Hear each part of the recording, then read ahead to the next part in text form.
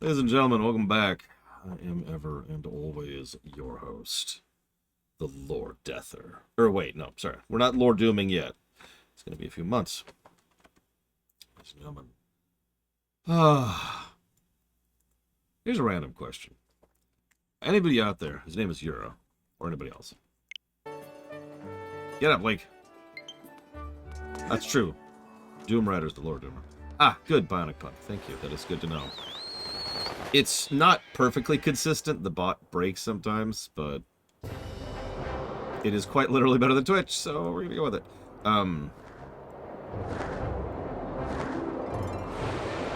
How many of you have played Sins of a Solar Empire in chat right now?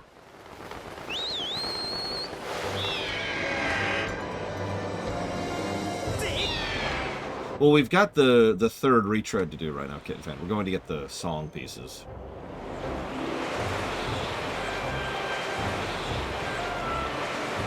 Or rather, we're doing the rest of the side quests right now. Totally not delaying for tomorrow. Wink. Wink. Let's see. Is that it? Or is that it? That's the Isle of Song, so it has to be this one. I think. Well, we'll find out. Nobody? Alright. I just had a random-ass question. Yeah, there's nothing to do tomorrow. Just to make this officially confirmed, we are going to be live restreaming the Nintendo Direct. This is a headache day. Today sucks. Big headache, and I've got D&D tonight, which means it's going to be a late night. All of that means tomorrow I'm going to start late. Like, whether I want to or not, because I'm going to be tired. The significance of that statement is the fact that the Nintendo Direct tomorrow is actually really, really convenient, because the Nintendo Direct starts tomorrow about an hour after when I normally do. So, we'll just restream the Direct tomorrow. And if that changes things up, we'll see.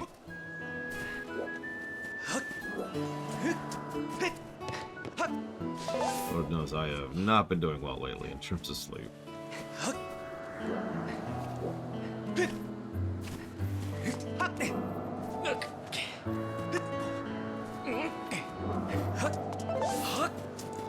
There he is.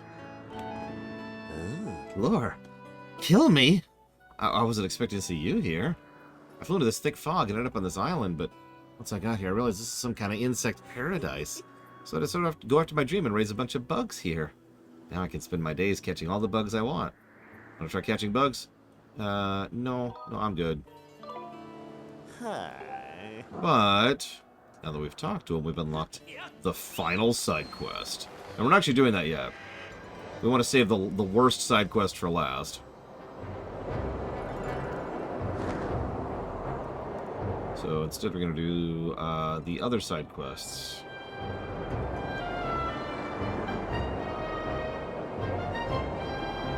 We still don't have feathers to upgrade our shield. I have tried a few times to get shields, and or not to catch shields, wow, Lord. To catch Boyds. I have not succeeded yet.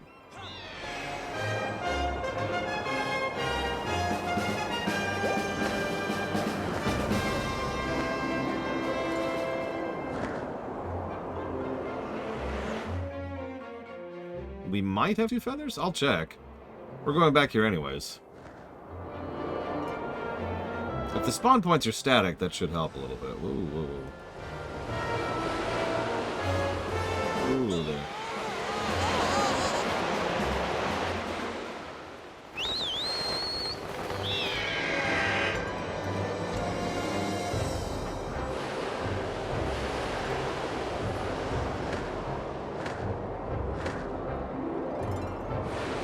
But that's what I was doing, Kitten Fan, and then they were like, and we're out. Peace. Don't capture card. Don't do this to me.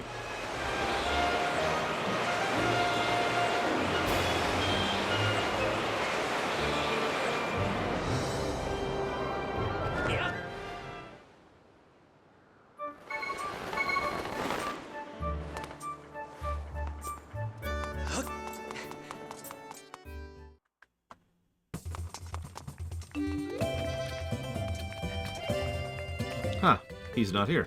How strange.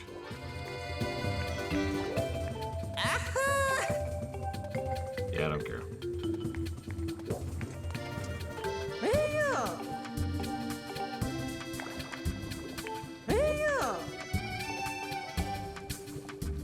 Yeah, thanks for the air potion and the stamina potion.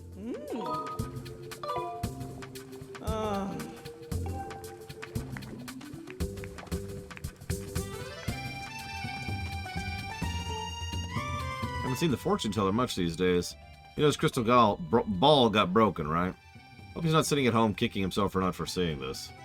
Do you mind running over and checking out on him? Yeah, sure.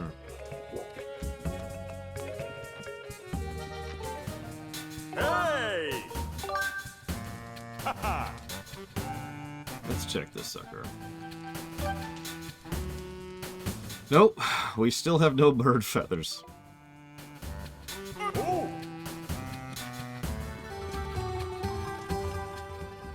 Listen.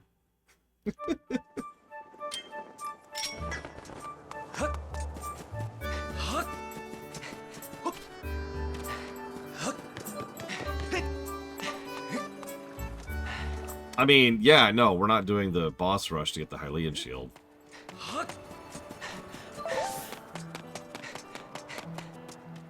'Cause, yeah. It's true, Kitten Fan. I'm kind of okay with that. As long as it's actually a skill issue and not just, you know, someone being a dick.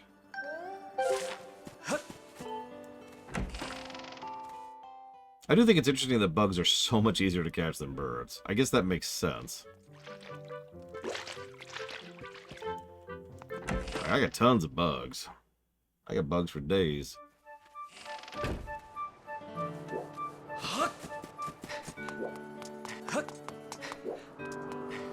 Negative to gameplay. No, I'm joking. I'm joking. I'm not giving a negative for the fact that I'm having trouble catching birds.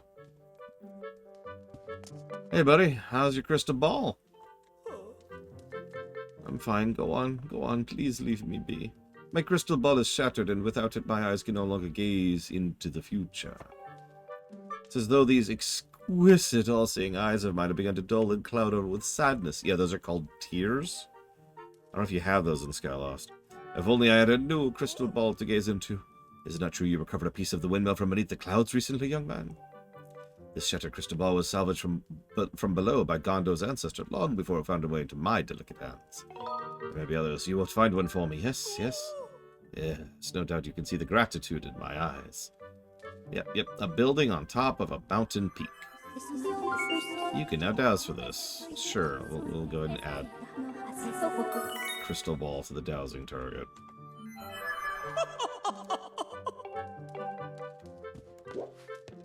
That's right, he is. God damn it, Panic Punk. That's a good one. Oh, my neck.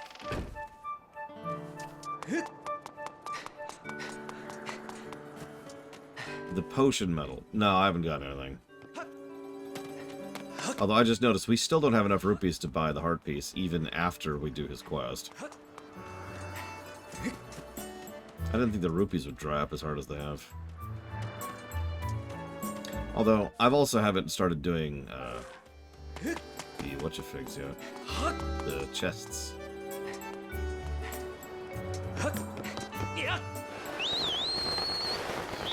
I'm not even sure I'm going to do the chest, to be honest with you.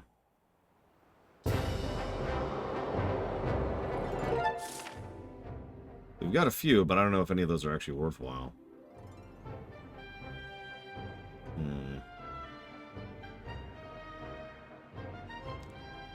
Let's do a couple of them, just for the hell of it.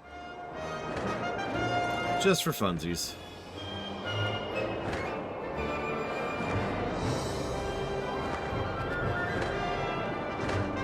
Now that's interesting. But I own Trials of Mana. Oh, I don't have it on Steam, that's why. Hey everyone, Trials of Mana is 20 bucks right now, and I can recommend it at that price. Shovel Knight Dig is 12 bucks. I might pick that up. I've been meaning to.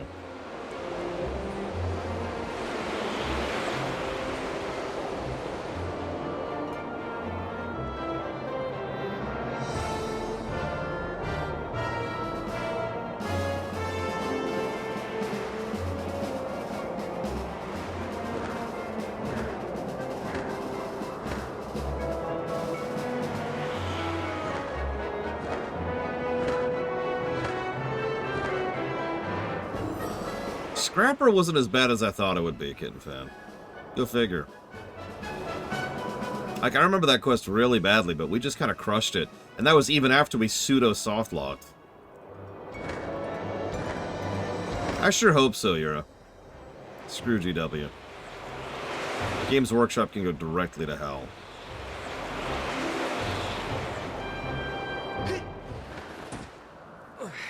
Oh, he is, Kitten Fan. He is. We leaned on the arrows a lot.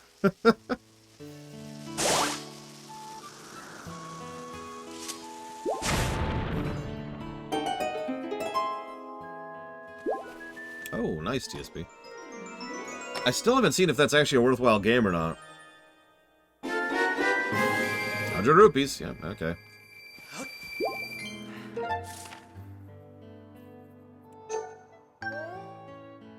I agree, Kitten Fan. That was absolutely awful padding.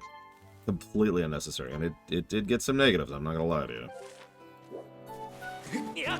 Just as absolutely bizarre as it sounds, it was not as many negatives as I was expecting, you know?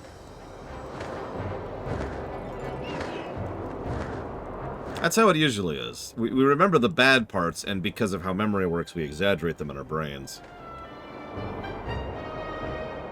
It's pretty rare that something that's bad is as bad as I remember it, at least in my experience.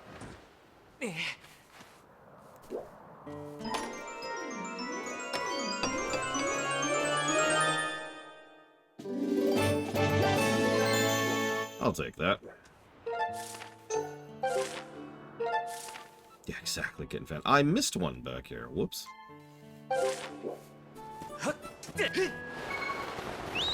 I mean, so far I don't think anything from Skyward has been as bad as I remember it. Not one thing. There have been quite a few times where something is as good as I remember it. Nope, I said that wrong. There are very few times where something is as good as I remember it. There have been quite a few times where something is better than I remember it. Those are the good ones right there. I've got an immediate example for you. LTTP and Link Between Worlds. I really was not expecting those games to knock it out of the park the way they did.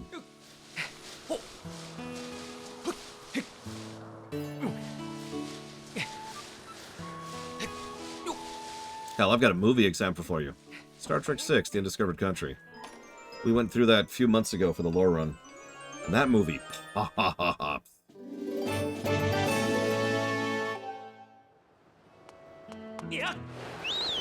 Yeah, Skyward... There are a few major issues, I think, with this game, but mostly, I think this game just needed another polishing pass. I needed more time for them to actually sit and do what Nintendo does best and really polish it to a shine. Dragon Age Origins performed better than I thought it would until we got to Awakening, Plate of All. If you remember, that was the big thing. Origins ended really well, and I was on a high note, and I was excited, and I was happy, and then we hit Awakening, and then it started dragging. And even though Awakening's only like 10 hours, or 15 hours, or whatever it is, that's why that score was lower than I thought it would be. Well, yeah, if you got that kind of familiarity, Kitten Fan, yeah. Actually, I do know about that bug, Rex. They also patched that bug, like, the moment the game came out. Like, they added a special Wii channel just for patching that bug. I remember that. Oh, God, Golems of Omgarok. Do you like bullcrap? I do think the padding is a major issue, but honestly, padding... There's multiple types of padding, but this isn't, like, grind padding, right? This is lack of polish padding. I mean that. I really think that with a few polishing passes and a little bit of an editing snippet throughout the course of the game, we wouldn't have nearly as much padding as this game has. Like the aforementioned section with Scrapper.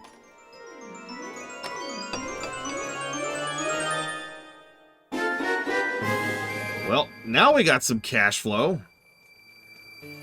Just call me Norway, Jesus. And while we're here...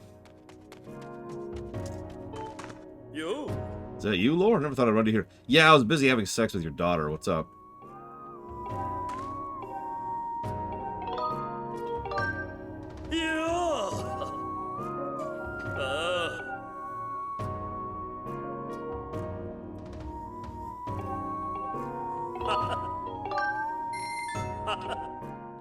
Let's see how this is in this mode.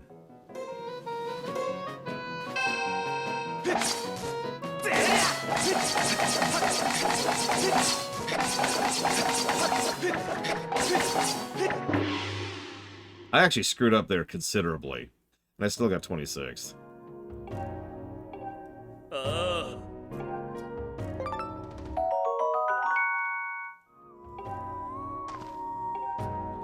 Hang on. I can do better than that. I can do better than that. Hang on.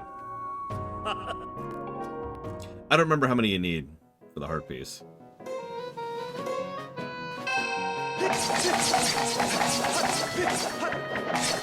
Okay, that sucks. I got too far into it.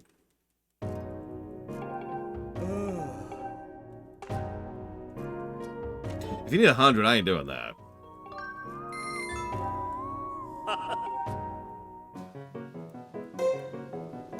It might be 28. I might have just gotten right there.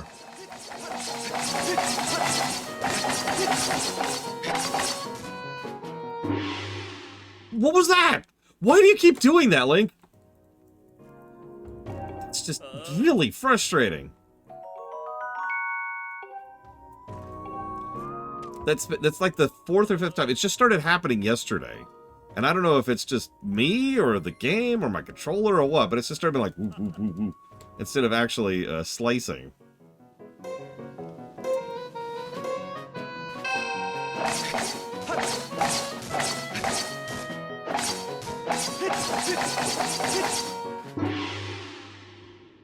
I am confused by that. Not what just happened. No.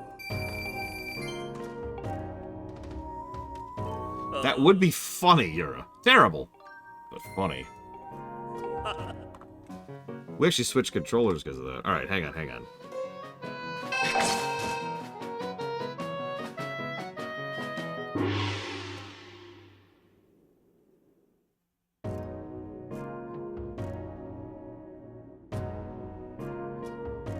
All right, we're done. Don't clip that.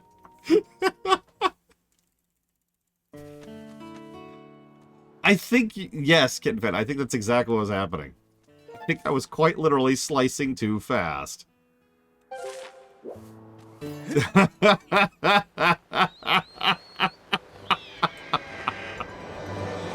Whatever. I'm pretty sure it's a heart piece.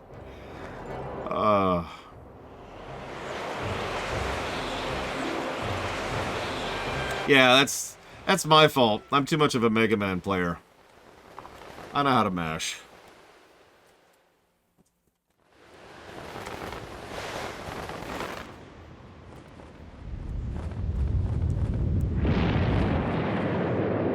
And we're dead.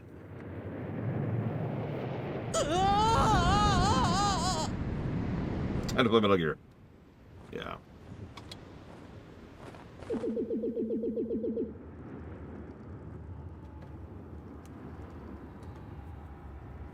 Right. I actually forgot that we're in the 3rd state of things, so we actually can't do the side quest right now.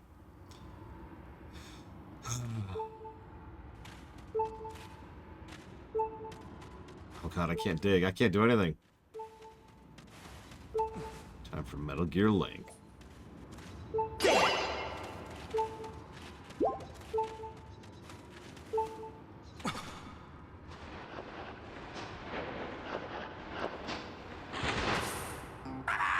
Ta-da! I'm here to save the day! Hey, long time no see. Huh? Don't you tell me you forgot my ugly mug. It's Plat's! The mug we helped in the Northern Temple. I saw them dragging you off unconscious. You think how they didn't decide to kill us. You're pretty fearless, huh? What you up to right now? I know why you're really here. You had the room about the baddies and their treasure too, didn't you, pal? You know what I'm talking about. Rumor that I'm about to get a donation from Croatia. And everybody knows where there's Croatia, there's treasure. That's just the way of the world. Don't you gotta take care of your own business first? Haven't you noticed? They swiped all your stuff. While you were out, they shook you down good, pal. You're gonna want to get your stuff back before you go and try anything else. I can get you started. I stole these back for you.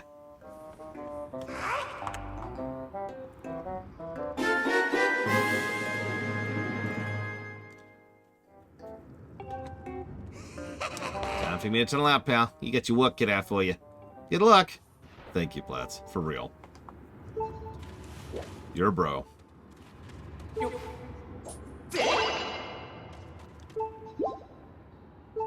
Okay, we need to get rid of that sound. I don't want to do this entire section with that sound.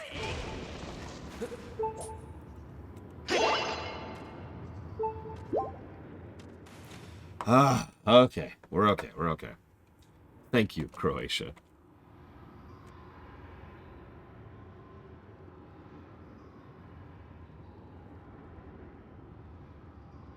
As always. I have to actually pull that up because I don't have that document up right now. Yeah, they tortured us. They tortured us for 6 months, or whatever it was in that terrible Sonic game. Or was it a year? God, I don't remember. It was something ridiculous. I remember that. Funny fact, that's only in the English localization of that game, too. Colony Ship. Mass Effect.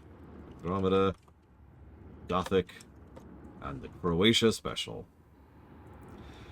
I was specifically talking about Forces, Kitten Fan.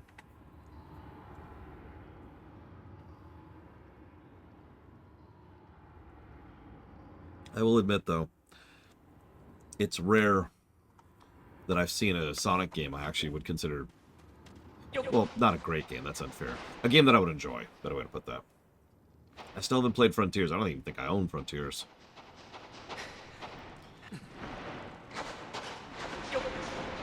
I liked Colors. Quite a bit, actually. Generations was neat, if a little bit too simple for my taste. And that's kind of the list, to be honest with you.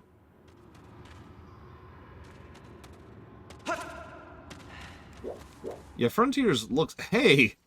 Check it out.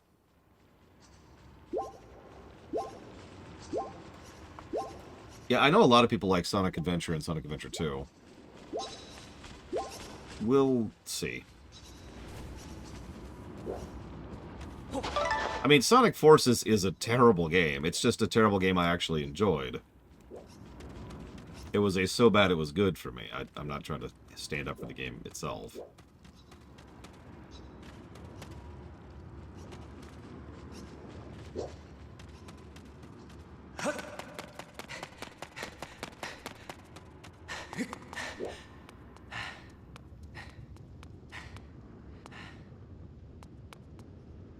Yeah, actually. I got a lot of flack for enjoying Forces.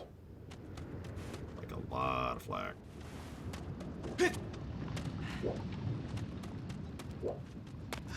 One of the worst comment sections I've had in a long time.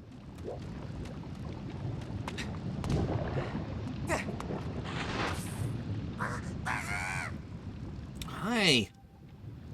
What are you thinking? You shouldn't be out here in the open with no way to defend yourself. This place is crawling with thugs.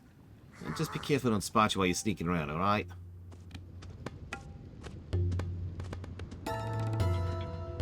Stealth section.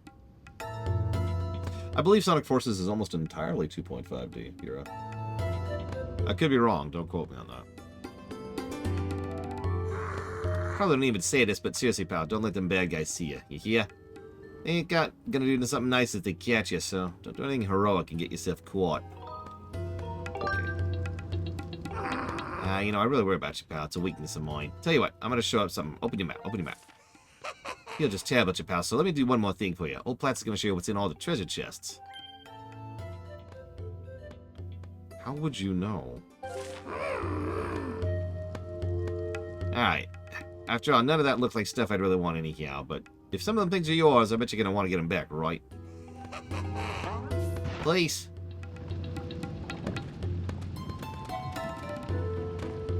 So, I don't have particularly fond memories of Shadow the Hedgehog, but at the same time, it's been a very long time, and I only played a friend's copy. And I didn't play all the way through, so I can't give, like, an opinion on Shadow the Hedgehog, not really.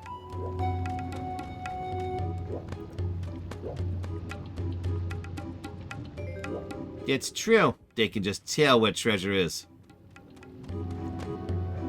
Sorry, I mean, they can tell where treasure is, obviously.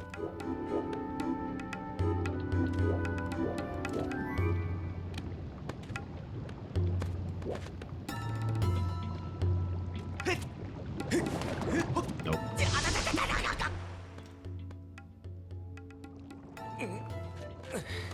I didn't think so.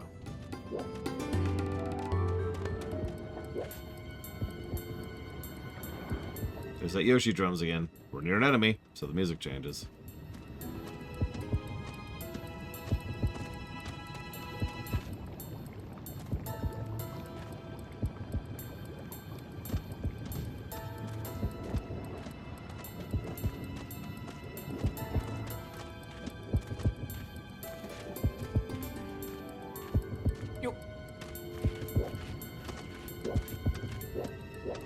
Yeah, apparently moblins have really bad vision. Which tracks, if you think about it.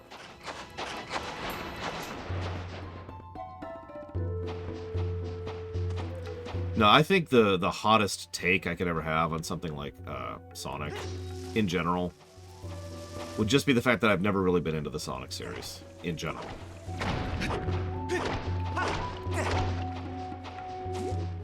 Oh, and I also enjoyed half of Unleashed.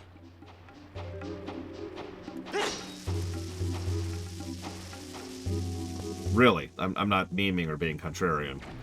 Me and my friend Gary played through Unleashed as like a duo thing. He played the Werehog sections. I played the 2.5D sections.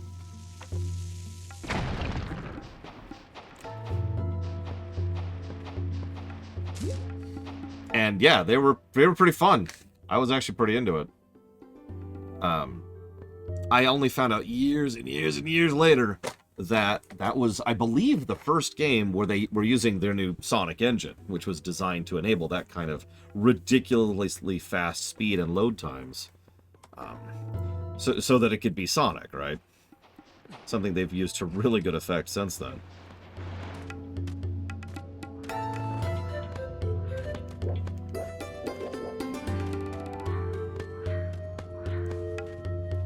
Okay. Look, everyone loves the chows. I don't think that's much of a hot take.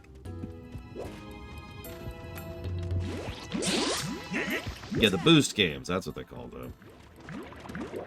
And I like colors. I already mentioned that. And I like generations, for what it's worth.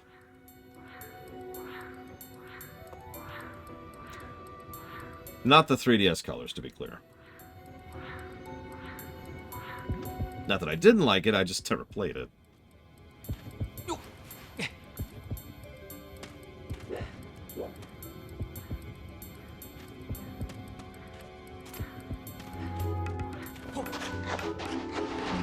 What else? What came out after that, other than Mania? And Forces.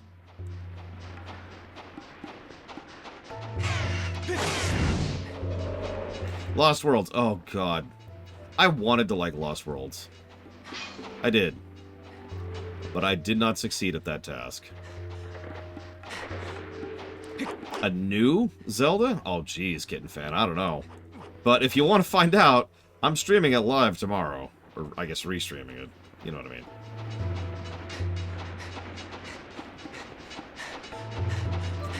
Yeah, Lost Worlds, it's not... I wouldn't call it a bad game. I was hoping it would be like, yeah, and it wasn't. It looked cool. And, unfortunately, I have actually played a little bit of, Boom. Sonic Boom. And I definitely used the word unfortunately there. Damn.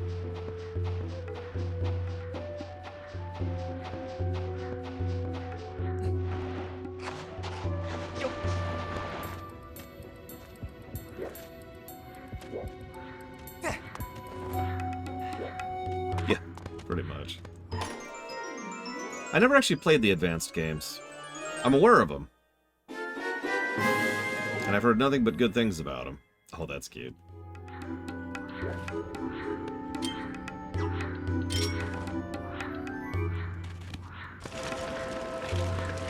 Yeah, take everything good about Sonic 06, including the bad, and throw it out the window. That's Sonic Boom. That is a really good way to put that.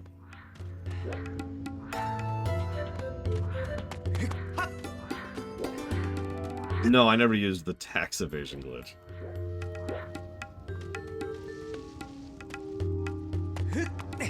You know, I've used Sonic Advance as an example of great sprite work and brickwork before.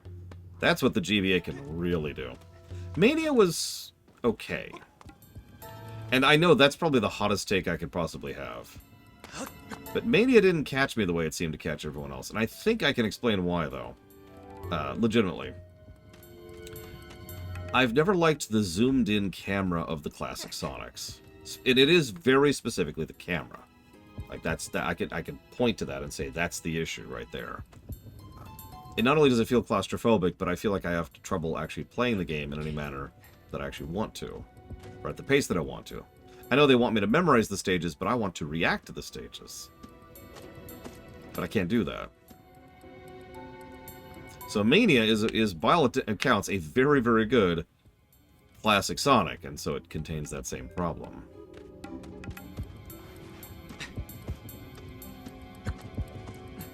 Having said that, I never beat the game, and I've certainly never reviewed it.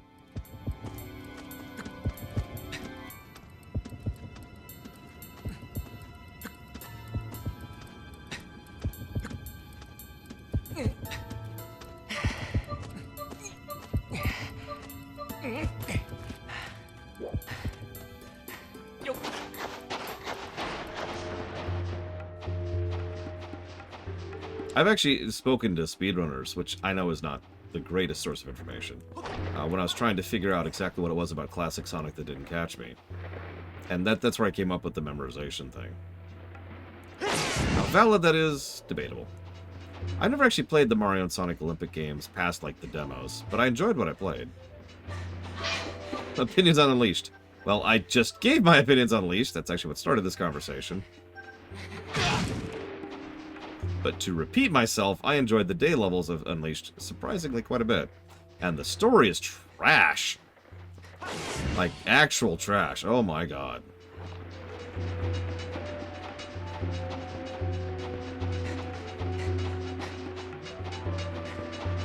Like, everything about Dark Gaia and the destruction of the whole planet.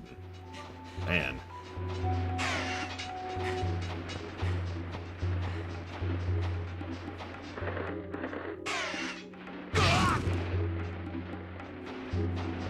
Gonna stare at me? Okay. Oh, come on, game. Oh, whatever. Where are you coming down?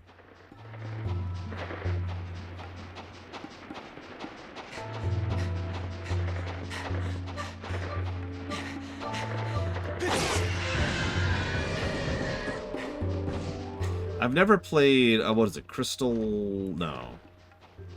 The Genie one. The one where they introduced Fire Lady. And I never played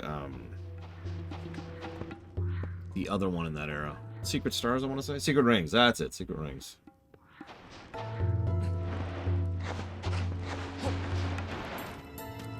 Oh, actually, no, I did play Black Knight. Because I remember that. That's the Arthurian one, right? Black Knight was actually surprisingly fun.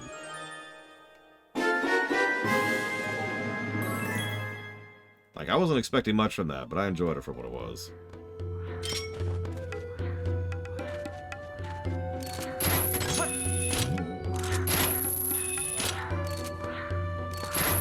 Yeah, I never touched Secret Rings.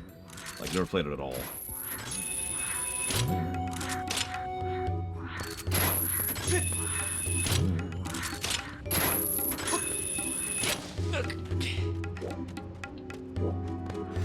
I feel like there's another major Sonic game I've never played at all, and I can't remember what it is.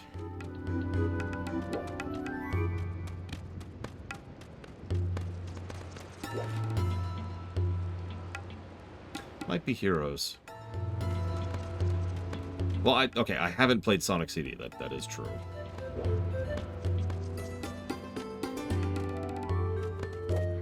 No, I played Sonic Colors. It's one of the ones I liked. Although I've never reviewed it.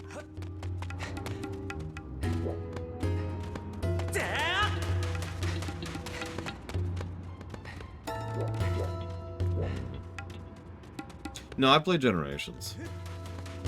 I've also not played Sonic R. So I haven't played Sonic R, Sonic Chaotix, or Sonic Heroes. And Secret Rings.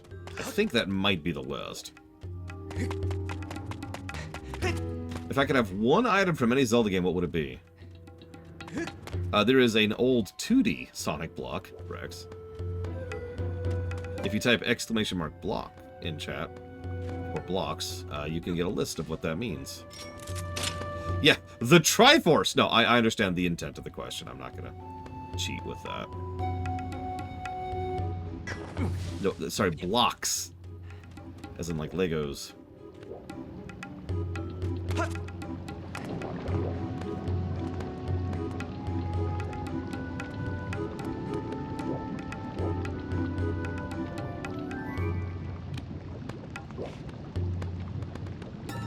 I think I've seen that one sped run, Blue of Alex. The spinner. The Sheikah Slate. That's cheating. By definition, what that would mean is you get to take, like, stasis, because that's your item. Is the bot dead? Looks like the bot is dead. Who killed the bot? We all know I take the Rod of Dominion. Alright, I gotta find the CEO of Square Enix. Whoa, there we go. Alright, who killed the bot? Who was it? Who was it? It was Umbral Magnus, who just asked a question. It was literally the recent question right there.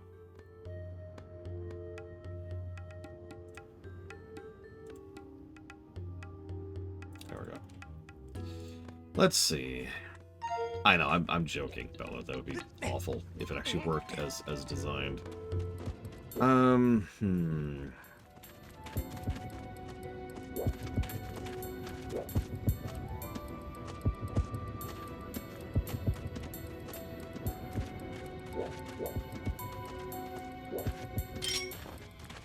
I always knew Umbral Magnus.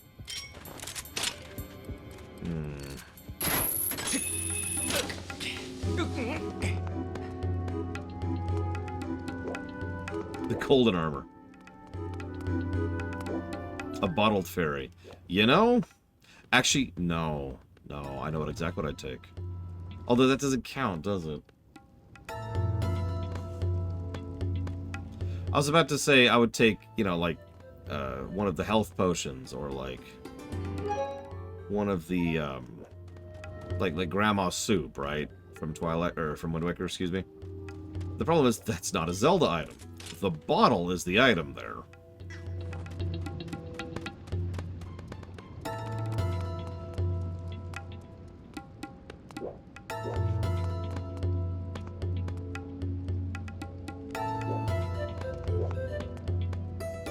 Yeah, game, you've guided me over here. I don't think of one reason why.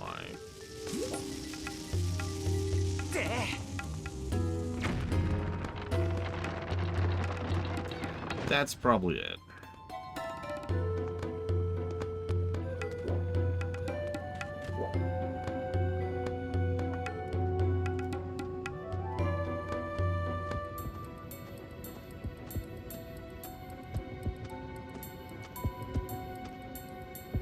See, I was thinking of something to, like, heal myself.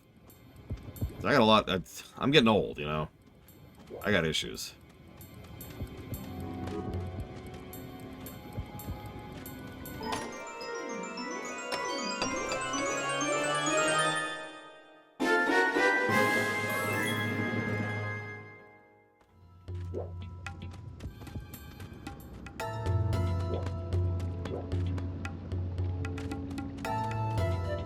Oh god, Frieza.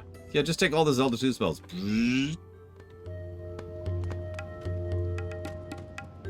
Yeah. If we could define what exactly a dungeon is, Spirit Flute. Or no, it's do-do-do. Heal, heal. And since, you know, magic doesn't exist in real life, that kind of brings up the question of what qualifies for that.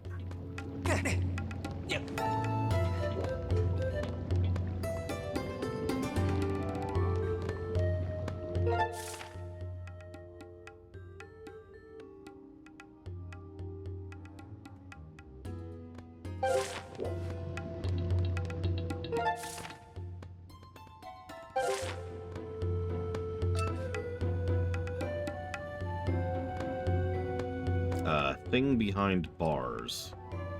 Remind me, I'm fighting a pretty bad headache right now. I haven't even been up there yet, so maybe I haven't seen it yet. Yay! I don't have bad memory, I just haven't been there yet. Yeah, the ocarina... Oh, over there, okay. The ocarina would not be a bad thing.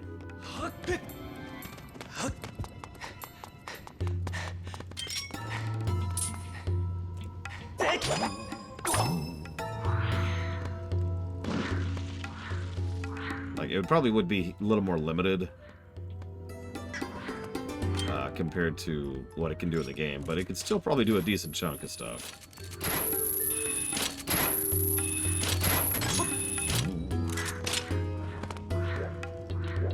Here's our checkpoint.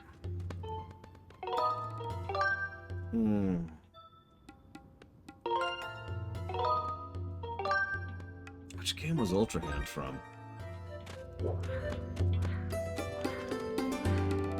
Yeah, Song of Double Time or Song of Slow Time. Oh, Tears of the Kingdom. No wonder I don't recognize it. I was just sitting like, what the hell's the Ultra Hand?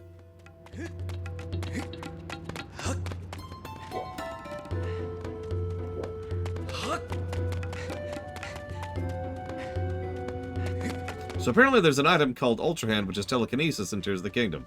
That's good to know.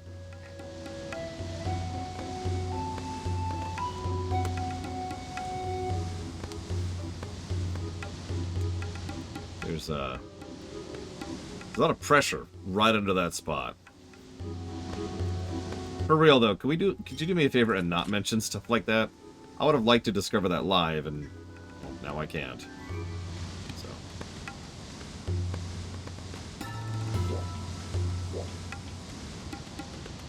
I can't make that jump. Alright.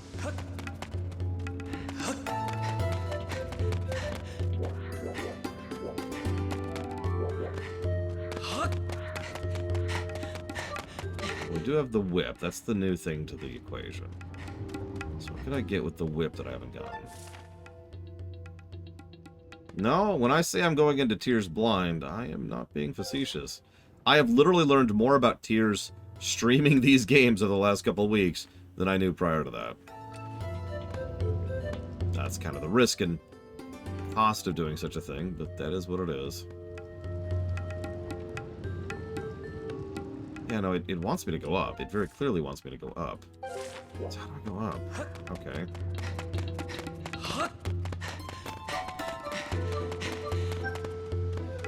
Oh yeah, Rex, totally. Like, let me explain exactly how much of Tears of the Kingdom I have seen be played.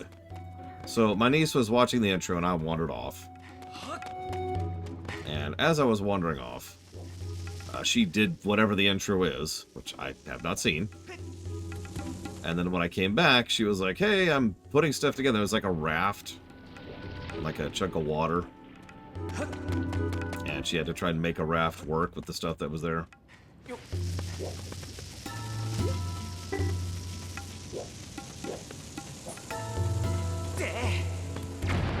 That's kind of it, by the way. That's pretty much the full list.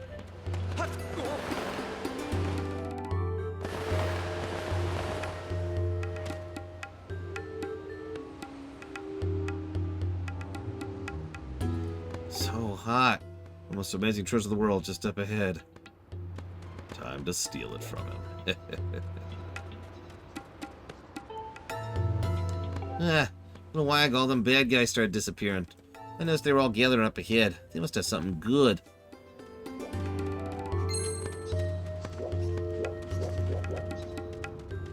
I don't have my bombs back, so we'll get back to that. French toast does sound good. Bacon sounds even better. Eggs! Oh, that's what we really need. Bacon and eggs. Yeah, I noticed that, Kitten Fan.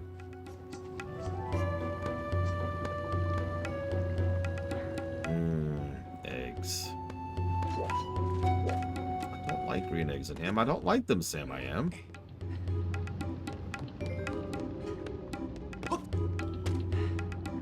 No, I'd rather you not pillar this now. At least not yet.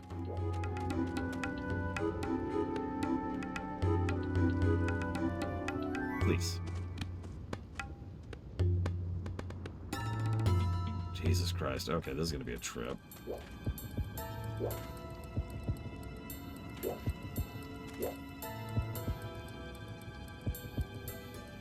Is he just standing there? He is just standing there. Wow. Yeah, trust me. Tears is going to be a week's long stream. There will be tons of time to share stuff during it. I know it's hard. Really, I do. I get it completely. But, like, just for my sake, please, be patient. Yeah, Tears, there's a near total chance that we will not finish Tears in one go, because there's a pretty good chance I will start moving in the middle of Tears, and then not continue it until after all the streaminations are done. Like, that's a likelihood right now. We might pause Tears, depending on how the schedule lines up.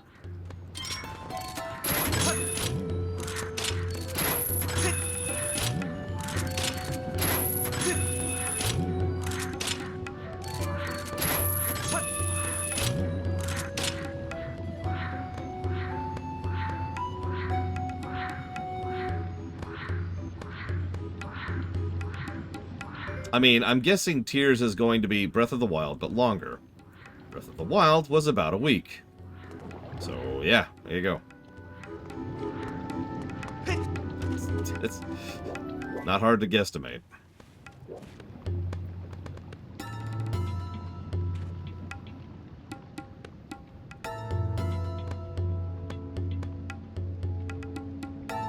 We'll see, Ross. People who are not me finally started packing yesterday. I've been packed for months, by the way.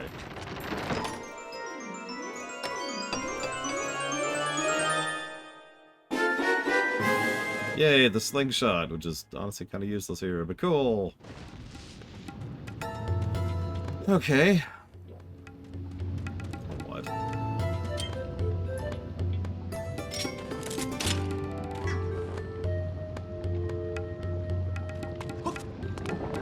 I mean, I haven't packed up this stuff yet, but honestly, it's going to be really easy to do so. Every plushie goes in one of the sports bags, so that's done.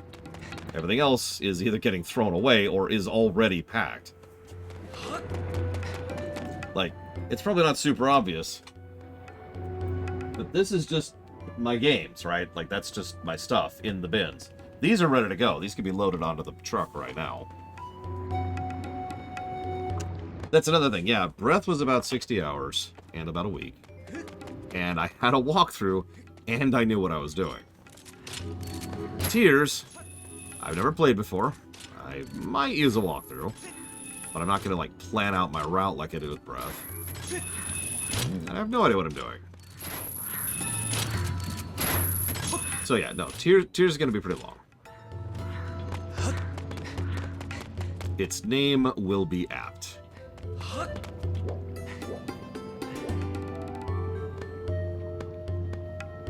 Actually, most of this stuff is easy, too. That's just going to go in my car. Same thing with that. So the two big things. The rest of this stuff, I don't have that much equipment here, as weird as that sounds. All of that's going in that right there. That bin. Like, if I really needed to, I could be ready to move Wednesday at this point. Like, if the truck was here Wednesday, I'd be good.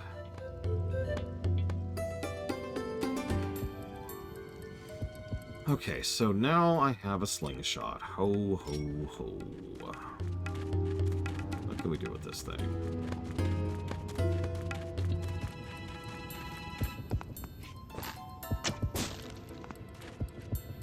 Nope.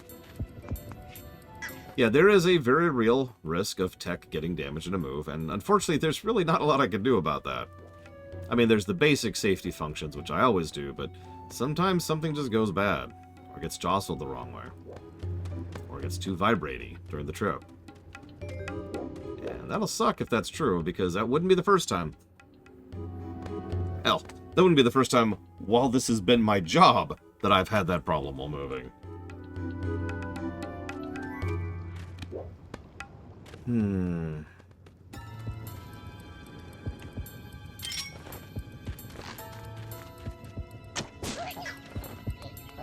Okay, I sort of didn't think I could just walk out right in front of him like that, but, you know, here we are.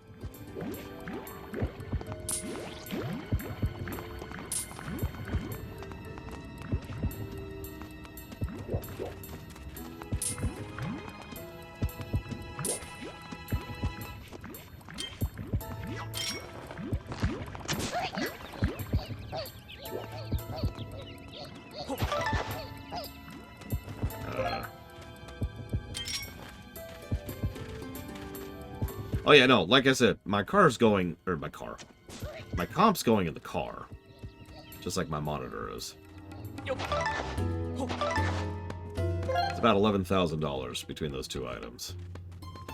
That's going with me. You know what I mean? And regardless of the financial moving cost of that, those items are effectively irreplaceable. Well, the computer is. The monitor is replaceable. But there's stuff on that computer that I cannot find again or make again.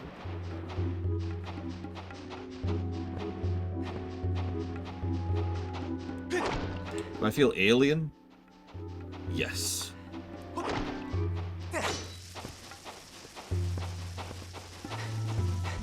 Disassociativeness and the other thing I can't think of the name of is actually a semi-common thing that a lot of people feel, to varying degrees and in varying ways.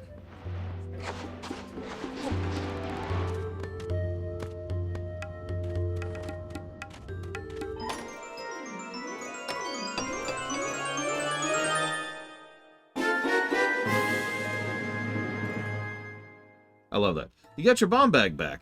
Time to make something explode.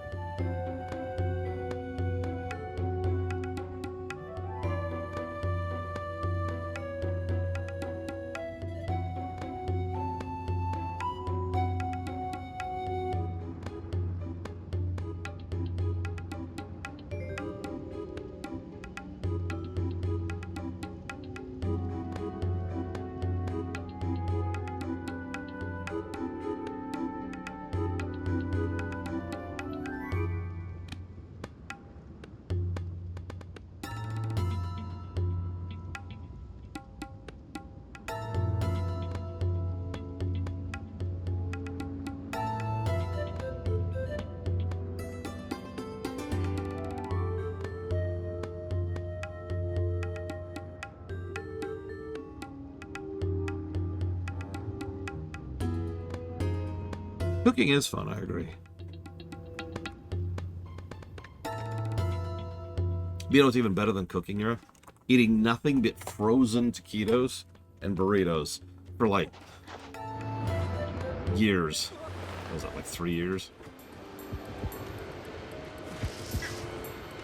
That's the best part right there.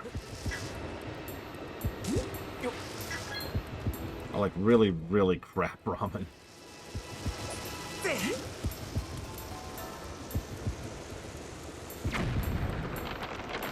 Timber. Yeah, I don't have fond memories of my college days. Put it that way.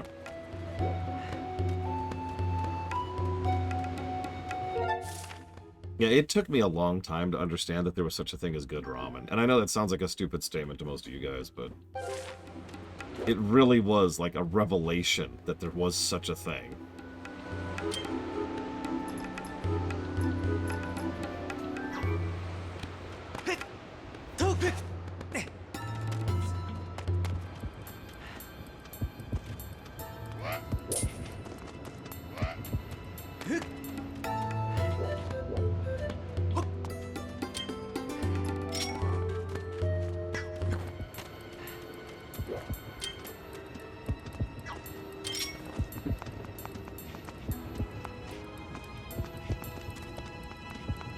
Well, yeah, like, obviously, when I'm talking about bad ramen, I'm talking about the 15-cent cup of noodles. Maruchan, or whatever the brand is. You know, trash. Salted cardboard.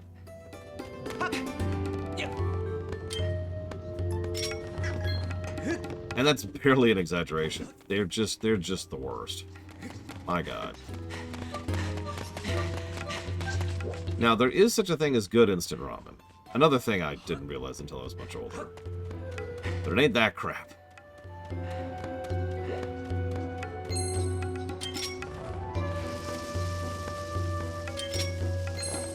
Did you find it? Yeah. Oh.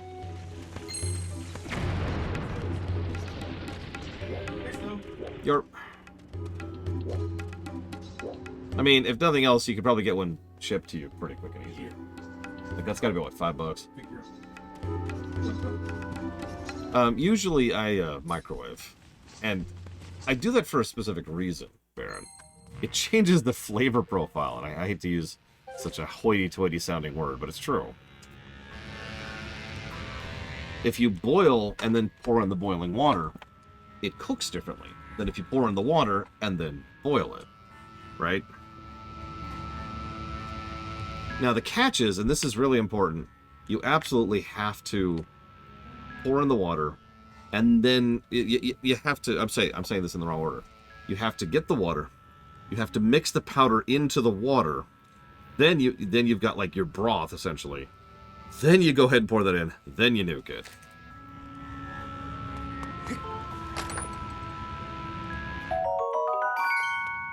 And always, always overheat, not underheat.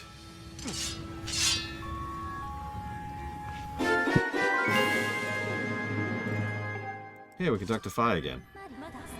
Thank you, Master. Kill me. Please excuse me for leaving your side during this brief trouble with the volcanic eruption. While I was here, I detected a strong source of power emanating from the area on the far right. Signs indicate a 60% chance the dragon who knows the verse from the Song of the Heroes dwells there. Please reacquire the rest of your gear and continue your search for the dragon. Okay. No, I don't microwave tea. No. Although I sort of quit tea in general because, as absolutely bizarre as it's going to sound, I kind of don't have the ability to make tea anymore. Not like I used to, not comfortably.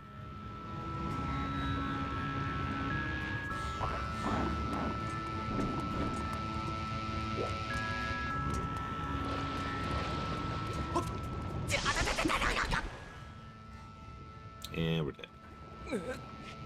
So, while I wait for the next platform here, I'll show you what I mean. Well, okay, it's not going to be long. I'm going to show you what I mean anyways, because screw it, I feel like showing it off. This is actually a Christmas gift from my sister.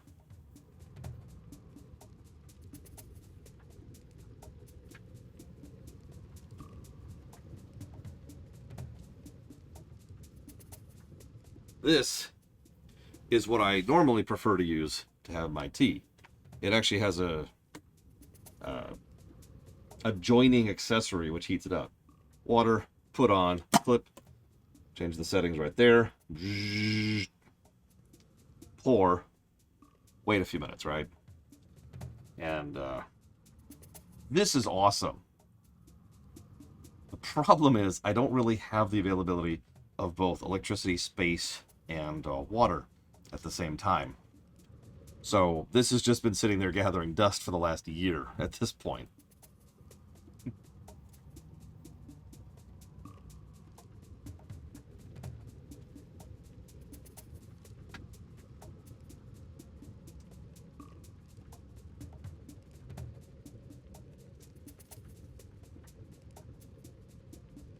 Yeah, who knows, Ross? Who knows? We'll see. something my sister's been talking about, which is panicking her brother a little bit, is we might actually go ahead and buy land and build a house.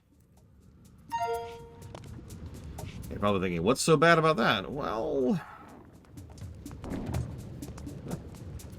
it means renting for like another year or two while the house gets built, and living with a rental for a year or two while the new place gets built. Who knows what kind of setup I'll have at a rental.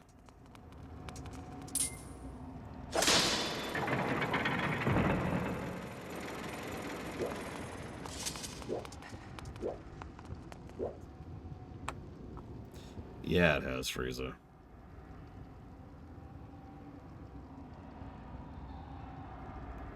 Yeah, we'll see, Blade Jamal.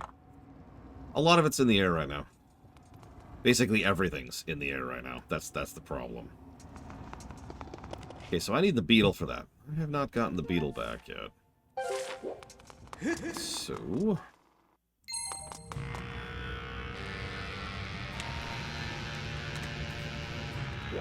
part of my worry, and I know this is such a pedantic thing, but I worry that wherever we go is actually going to be a downgrade for me.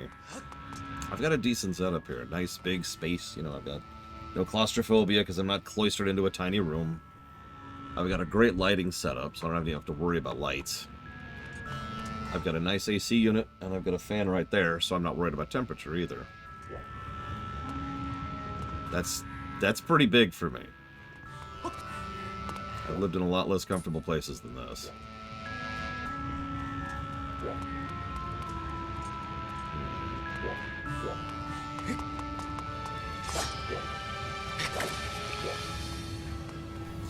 Now, it could be better, but I live on Earth, unfortunately. I don't expect better.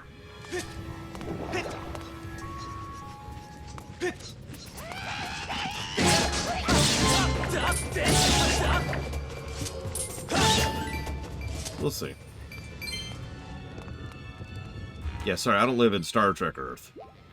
That would be nice. Could you imagine, right now, I can imagine this because I'm currently suffering from something that's not quite a migraine, but it's like leaning in that direction. I can imagine going to the doctor right now and saying, hey, could you, like, fix this? The doctor's like, yeah, no problem, I got you back. And then it's just gone. The headache is just gone. Can you even imagine what that would feel like? Can you put it into your brain? What it would be like to just be healed?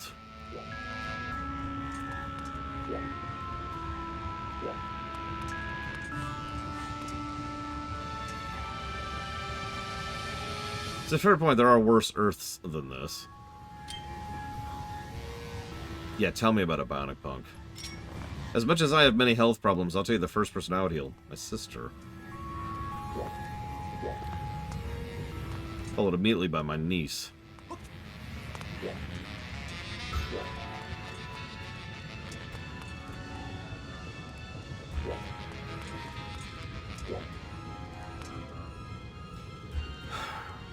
Honestly, I should also probably mention my uncle, who's...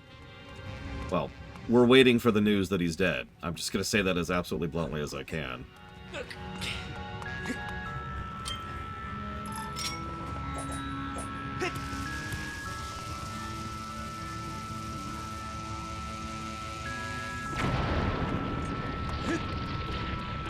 Like, I'm not exactly close to my uncle, but that doesn't mean I'm happy about the fact that he is dying of cancer.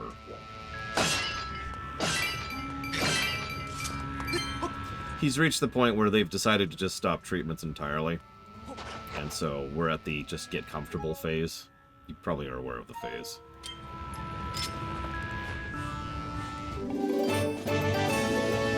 My mother, my biological mother, is actually visiting him right this second, as it happens. Hospice, yep.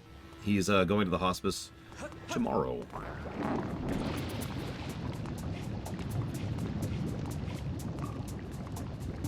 And yeah, I lost my great-great-grandmother to Alzheimer's. And so I know exactly what it feels like to walk up to someone and have her literally not recognize you. That is a strange sensation for a child, let me tell you. Never forgot it, though.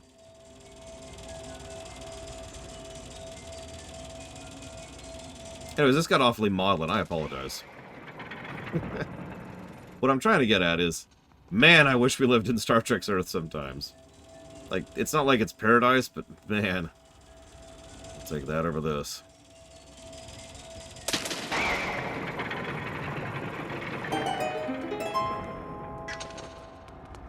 So I actually liked the stealth section. It didn't overstay its welcome, and it was fun for what it was. Plus the gameplay.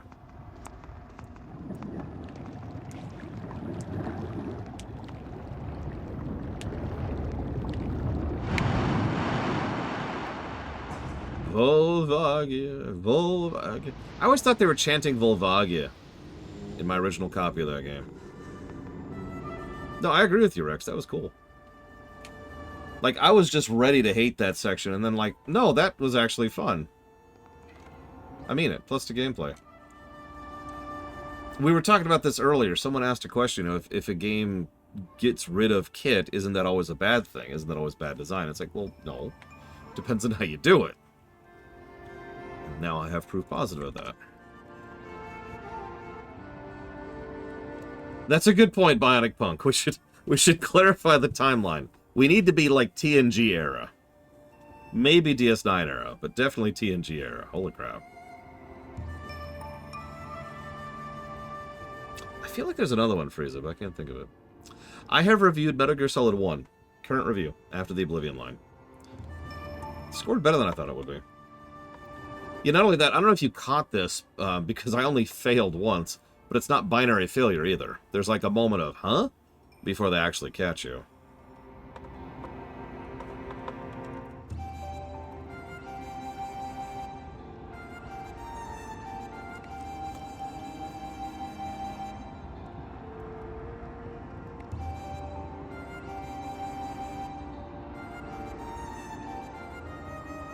A man of flesh and blood. I'm sorry, Blow Alex. I literally just said it scored better than I thought it would, and your reaction is, it scored too low. I can't win. A man of flesh and blood has walked his way into the heart of my burning hall. Now this is something. I have the right of it. The mark you bear on your hand is not just a fashionable decoration. You have no doubt about it. The goddess has chosen you to hear the melody I have guarded for her all these years. Listen well, child. I will sing to you my part of the Song of the Hero.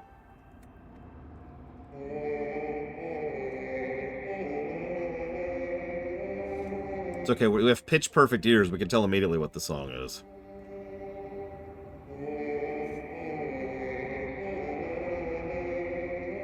Warcraft, Ross. Easy answer. Death and undeath are a whole cultural thing in Warcraft. And there's a lot of rules and world building centered around it. Oh, that's a good point. 5 operates as a recorder. I'm afraid that eruption was caused by an explosion of my power. It looks like you were caught up in it. My apologies. The skies above this land should clear soon. You should go. I should go. So now we can do the side quest that's here. No, it's okay. I apologize, Blue Felix. I wasn't trying to poke at you. I honestly thought it was kind of funny. I understand completely, by the way, since I am currently suffering a headache. The volcanic activity has impeded your return to the sky has ceased. Oh yeah, sorry, we actually couldn't go to the sky earlier. I didn't actually point that out. We were locked here until we did that.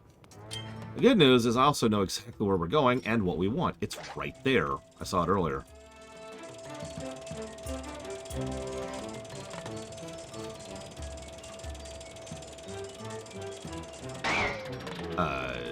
Okay, let's get a little closer this time.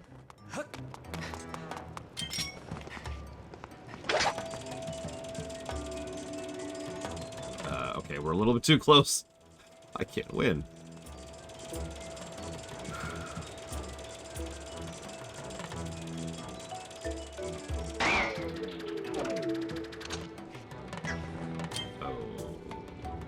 Okay.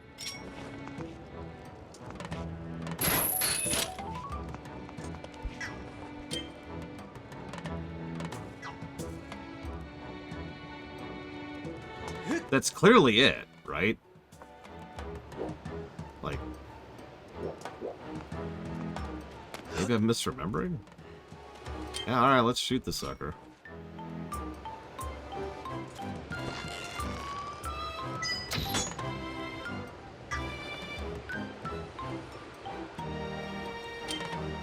Yeah, alright, I'll go up there. Like, you gave me this beetle, let me use it.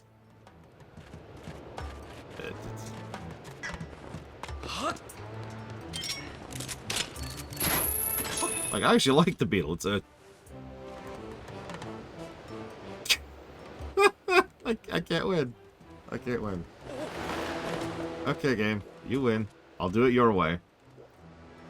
It's the GM telling me, no, you can't do it from that angle. You have to get up here first. Yes. Yes. Or I could just grab the damn thing. Do I have to call Scrapper? But anyways, like, I was kind of anticipating a little bit of padding for this final act here. But honestly, like I said, that still section was cool. Now, we do have 2 more zones to do, so let's not prejudge too much.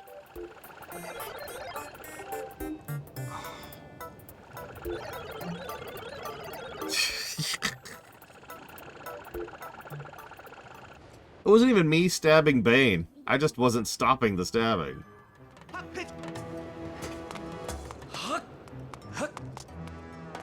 What's really funny about this sequence is there's 3 side quests that unlock when you're at this point of the game. It's after you finish doing the fight against the whale parasite, Pilosite or whatever it was called, and after you finish Stormhead. And there's 1 in each zone, and you can't do them until you finish that zone's major quest, the actual thing, like we just did.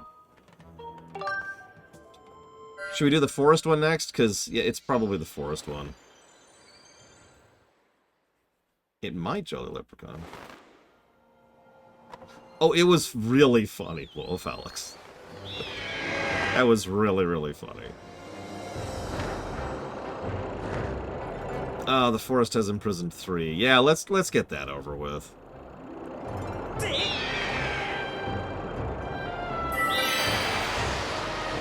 You know, ironically, and I feel like I just said this, Imprisoned 2 was not as bad as I remembered. Well, maybe not, Ross. Depends on what happens tomorrow.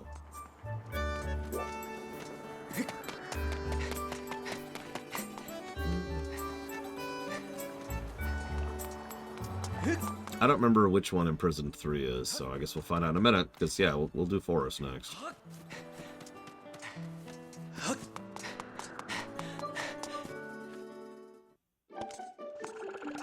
Gotcha something. Here's that bright and shiny crystal ball. If you need me, feel free to call. For Mistress Fi, I'll travel to any destination.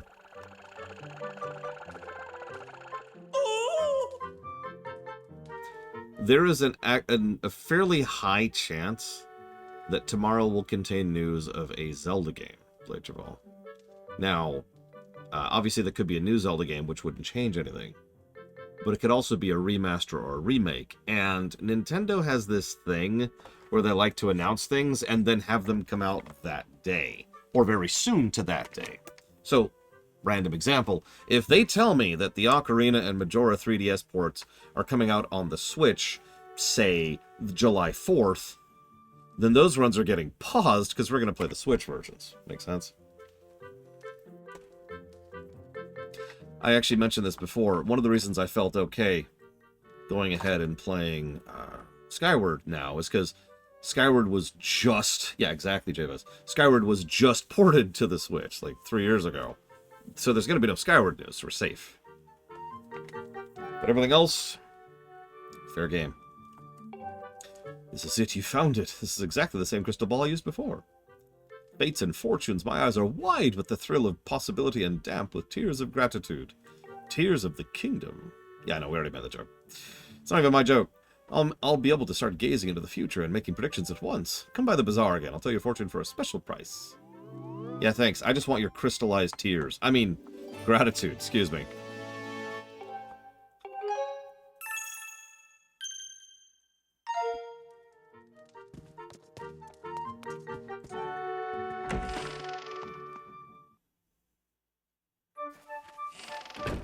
Okay, so hang on. So if we're gonna do Faron Woods next, what's the Faron side quest? Looks like that is Instructor Owlin.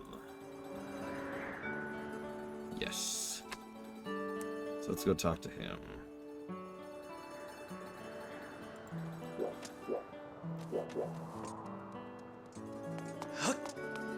Exactly, Blue Alex. You sure? I thought the... You're right, no, it's a Mogma. You're right, so we could do the Mogma quest right now. I don't know why I was thinking that as a desert quest. I'm sorry. I blame the headache. I even just looked at the friggin' walkthrough. No excuse. So, where's the Mogma quest start? Hang on, let's do that, let's do that. That's the pumpkin harvest.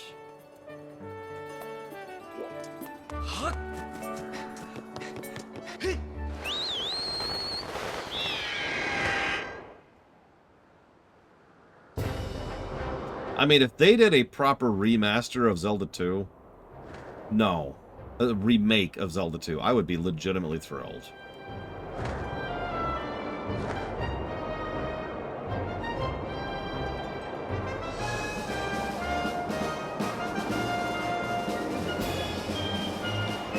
There's honestly only 2 games this is very selfish of me.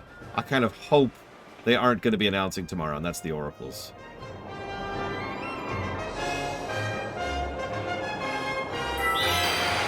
Speaking of which, in case I don't see you tomorrow, Blue Felix, happy birthday. Please do me a favor and get something nice for me.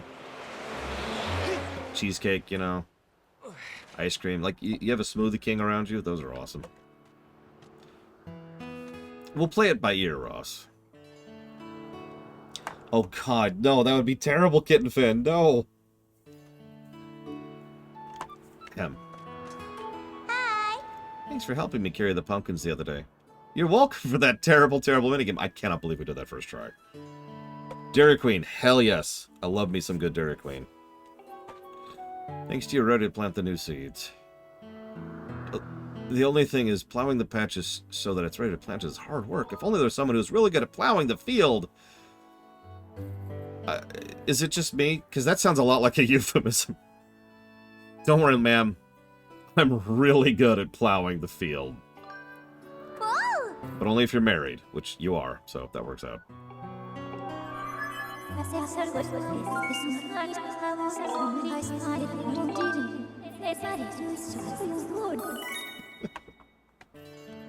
I did not know that, Jolly Leprechaun. Damn it, Kitten Fan. No. No. No. Four Swords Adventure Remaster. Yes! Yes! Like, I'm sorry. I love Four Swords a lot, obviously. It's, like, the second best scoring Zelda so far. Or, excuse me, third best selling. Or, God, I can't word. Third best reviewing Zelda we've covered so far. And... like, obviously, it has some flaws to it, but getting that game the hell off the GameCube and ported onto modern systems would just be a treat for me.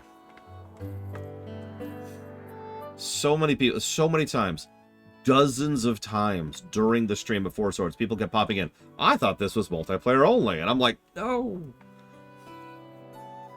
Anyways, okay, so we want to go to Volcano East. It's our destination. Oh man, I could go for a good burger right about now. I mean, it would only be like a day stream, Rex. It's a short game.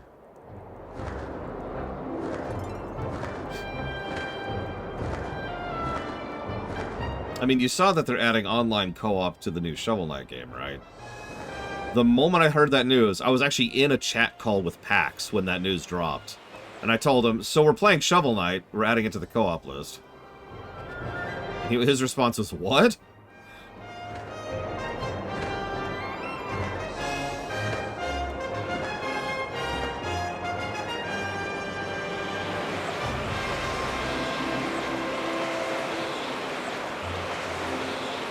Do it, Yada. Get the Dairy Queen. I almost said Dragon Quest. Jesus, Lore. Get the Dairy Queen. You know you want to.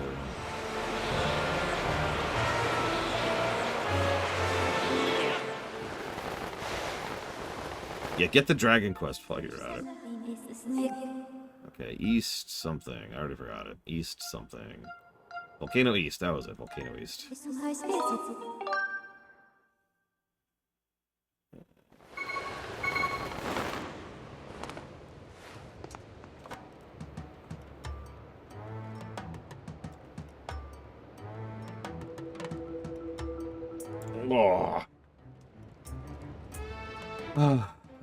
Barely Blue Fusion Volt, but yes. And it's very much a barely thing. Me and my friends bought the GBA things to play that, and then we hated it, and we put it down after like 3 hours. And I've never been back. So for all intents and purposes, no, I've never played Crystal Chronicles. Heal while we're here.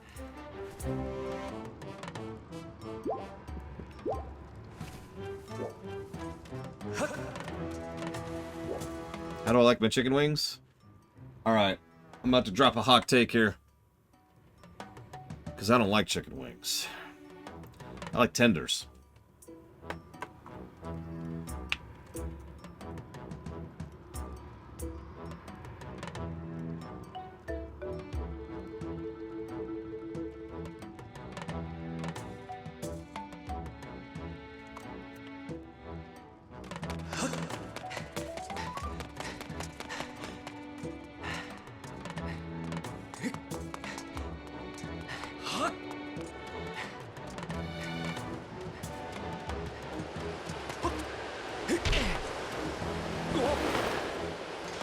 I mean, I do too, Bionic, but we're talking about chicken here.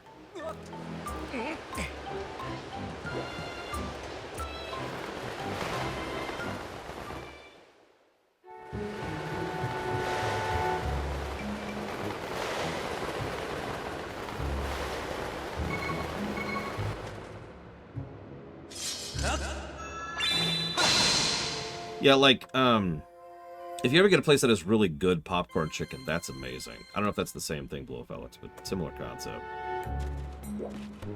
I think. No, I missed. I missed.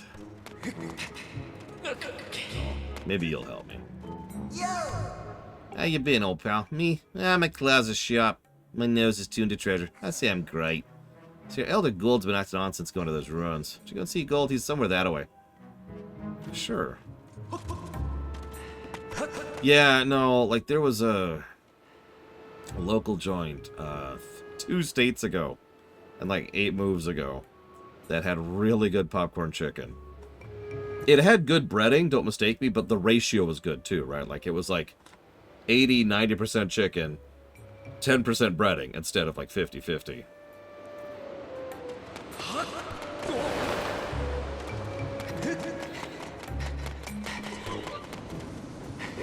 I need to figure out how to get back up there, because I missed on the way down. I suck.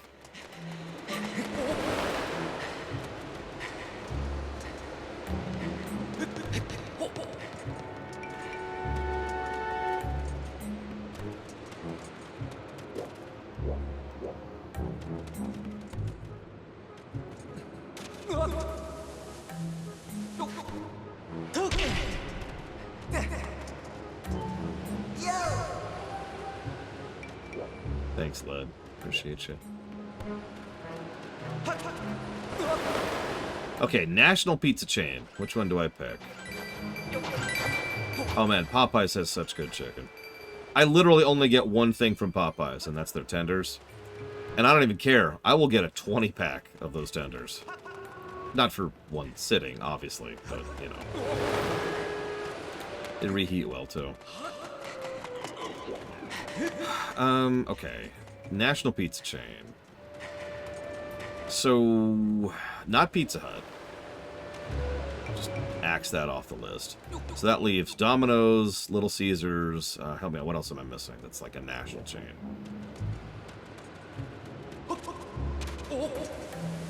Papa John's. Forgot about that.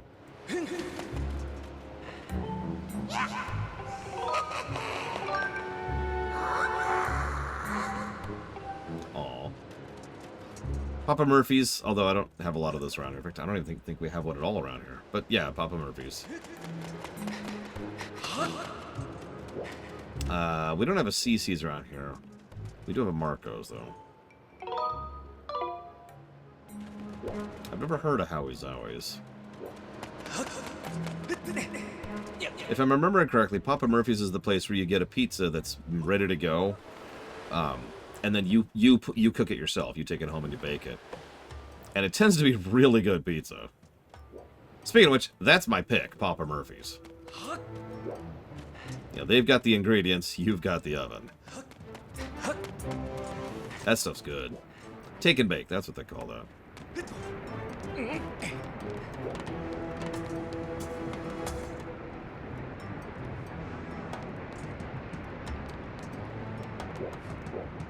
There it is.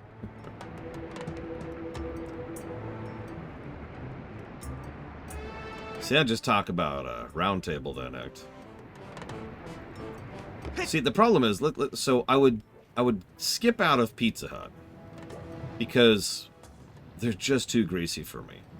Like, I don't know how well they taste. I don't know how well, you know, good or quality or whatever they are. They're just too greasy for me. I can't eat them anymore. So that's out. Domino's is a bit of a dice roll, but Little Caesars is a huge dice roll. Little Caesars can be absolutely terrible or really, really good. It's a gigantic variance. I have had really good Little Caesars, and that is amazing. But who knows? Gotta thank you again for your help last time. See, I've been searching for new treasure spots, but can't find a single bauble or bit of treasure. Maybe I'm just getting woozy from working so long this height. Wish I could find a job that really played to my strength, something in a cool climate. I know a place. So you know the place I'd work with I'd be good at, huh? And it's in the sky? I love the sky! Where do I sign up? I'm telling you, I'm in. Let's do this thing. Wait, are you going to call the rope? Oh my god, you're going to carry this poor guy into the sky. Please think about how terrifying this would be. Please picture this experience.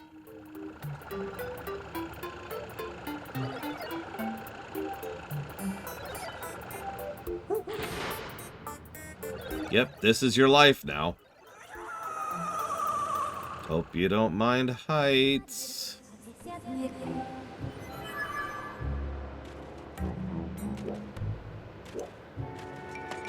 Yeah, whoops. Butterfingers. That's true, Blackfile. Grandpa was abducted by an alien. Sorry. Okay, so hang on. So that's that. Burger joints. National burger joints, okay?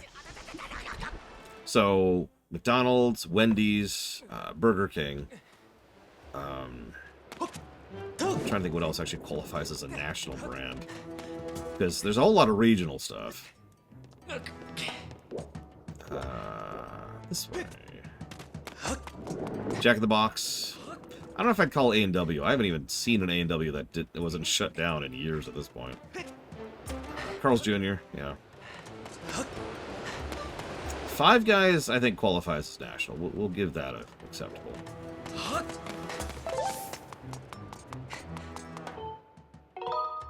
Who? PM Triox? I don't know what a Harvey's is, I'm afraid.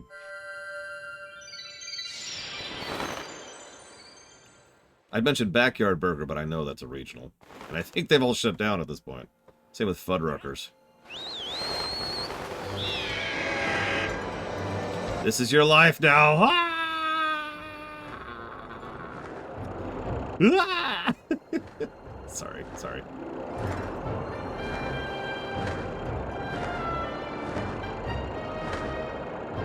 Oh, really? A&W went up to Canada. I actually liked A&W back in the day. I would have to really think about the last time I've seen an A&W in the States. Like, it would have been in the 90s. That's how long ago it's been.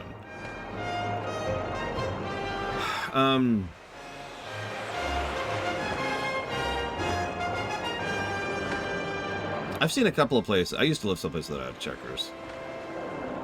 I haven't seen a Fast Eddie's in a long time either. So, okay, so we've got, let's go with Hardee's, because that's pretty universal. Burger King, McDonald's, Wendy's. And let's just stop there. So, of those... and Jack in the Box. Of those, I would probably go ahead and pick Wendy's, I think. Because while good Burger King can be much better, Wendy's is probably the most consistently quality of that bundle. And McDonald's, there are such a thing as good McDonald's, but a lot lower chance. I brought the old Magma. Zzz. Wendy's has a Baconator on a pretzel bun, Ross. Much better. Whoa! Yeah, no, Wendy's is too expensive. I agree completely. Wendy's is like reached up to the point of being middle tier fast food, which means I'm not going to eat that all that often. Jeez, you're trying to get me to work a field all day? That's why you hold me all the way up here into the sky? Well, good luck, Mr. Mole Man. What? But you... Well, I suppose I could give it a try. Whoa! Oh, look at that. That's amazing. You think? Well, it's nothing, really.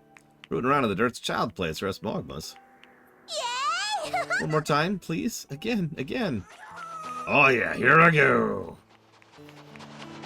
It is nice to feel useful. So grateful you brought this lovely guy to help me. I'm going to ask him to help all kinds of things. Thank you very, very much. You're welcome. You know, one thing I like about these side quests, I've actually already jotted it down for a positive. There's kind of, in fact, I'm going to jot down actually for a second positive. I changed my mind. 2 positives. It's connecting the sky to the ground, right? Like these last few side quests are a lot about, I don't know what to call it, cross-pollination, right? Like these people finding out about more of the world that they never even knew was there before. And it being a positive thing, it being a growth thing. Yeah, exactly. We're pretty much laying the foundations for civilization at this point.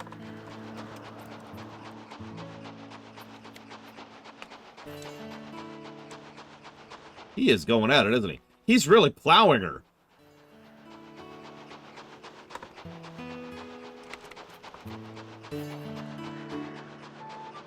Oh, wow, ours, Bruce.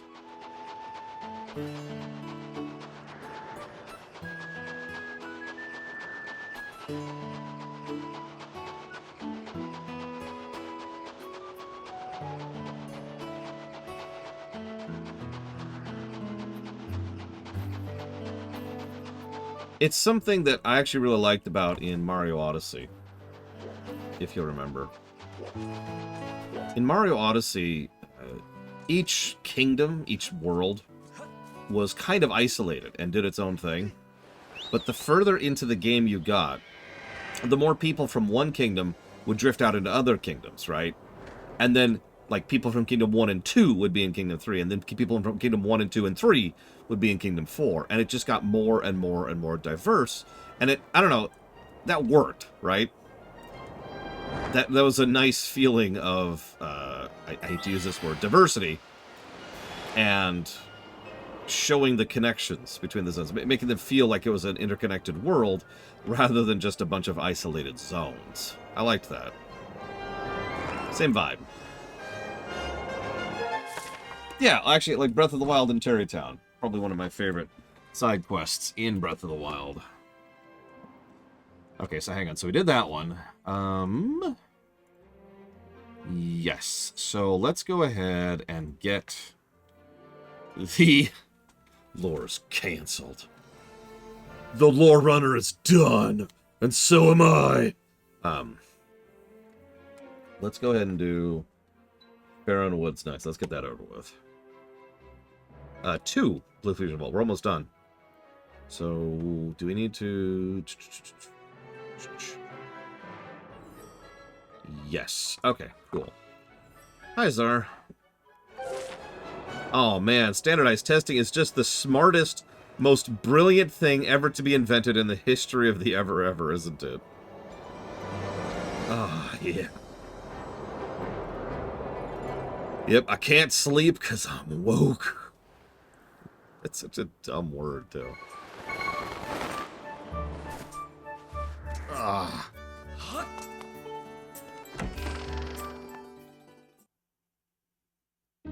Oh, that's funny. Pillars of snow. Yeah, I have extremely good audio memory. And so let me tell you, it's really, really strange listening to random YouTubers do videos and recognizing every single song. It's all really esoteric stuff from, like, random JRPGs from 20 years ago that nobody's ever heard of. But it's me! So I'm like, that's, that's from Mario and Luigi. Or, oh, that's from Legend of Dragoon. Just instantly. Hey, Eternus, how's your day going? Because I've got a headache. No, how did it go? Were you able to hear what Levius had to say? Oh yeah, that's from Pokemon Mystery Dungeon. Yeah, it's just boop. I did not know that, Spartan. I was right then. There was something special about you. Yes, we're the chosen one. The road ahead of you certainly won't be a smooth one, but don't lose fate. By the way, would you like to listen to a little request of mine? As I'm sure you're aware, I'm the eminent authority on plant collecting in Skyloft, if I do say so myself. But you see, I've begun to fear that I've collected everything I can hope to collect. My plant collection now features every known species. I've wondered if, in light of your travels, there's something you might discover something new for me. I will try. Just all of them that I watch act like they all do it.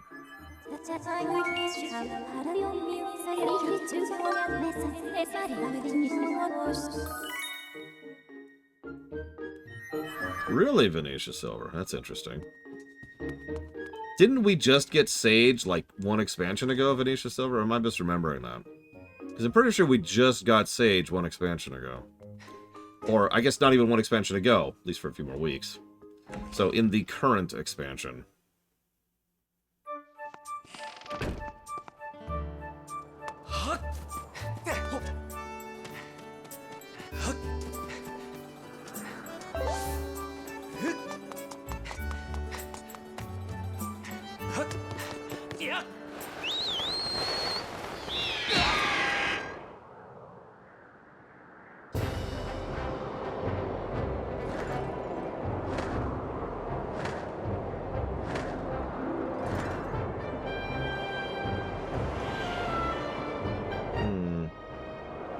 Well, I hope those healers don't get their wish.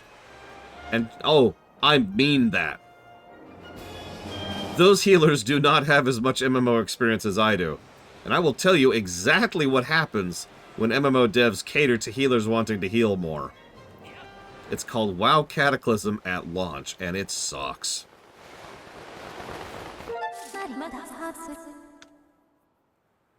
Now, I'm in favor of them going ahead and giving healers more to do, but we've actually already talked about my ideas on that front. I think they should just be DPSs that happen to also heal.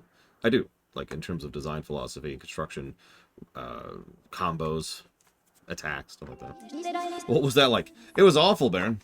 Everybody I know except for me quit WoW in that period of time. What happened with launch of Cataclysm Heroes? So... yeah, pretty much. That's not an exaggeration, but everyone quit WoW except for me during Cata. And I quit endgame WoW. I decided to go back and start doing the new stuff, right? The new Continental stuff. I want you to imagine that you're about to pull in a dungeon, okay? So you pull. Now, the tank has trouble holding aggro because the tank changes. The tank is melting so fast the healer can barely keep up. And if the healer accidentally stumbles or fizzles on a single heal, the tank is dead. And the healer runs out of mana so fast that they basically cannot heal through the entire pull. So I want you to imagine every single pull. This is not an exaggeration, by the way. Every single pull is just heal, heal, heal, heal, heal, heal, heal, heal the entire tank. Okay. And then You know, just refill the mana after the one pull of one trash pack. Okay, back into it. It was awful. It was awful. Now, they fixed it in one patch. I've said this a few times. They fixed it in one patch. Credit where credit is due. But when we get to the WoW Cata review, when the Cataclysm review of WoW, I am going to give 3 launch negatives for that, because that sucked. It was awful. Now, I could see a reality in which that could work if you designed the dungeons around the concept that every encounter is supposed to be this hyper-intense, you know, nightmare fest, right? But that's not what the dungeons were designed around. So... and yet, no, it was very punishing. You know, I don't actually know Bionic Punk. That's a good question. An unusual phenomenon is taking place in Faron Woods, making it possible to descend directly into them at the moment. Okay. What have you thought so far, Ross? Because now I'm nervous. Like, you got me nervous. I've already told you it's a great game. Which means, by definition, it's a terrible game.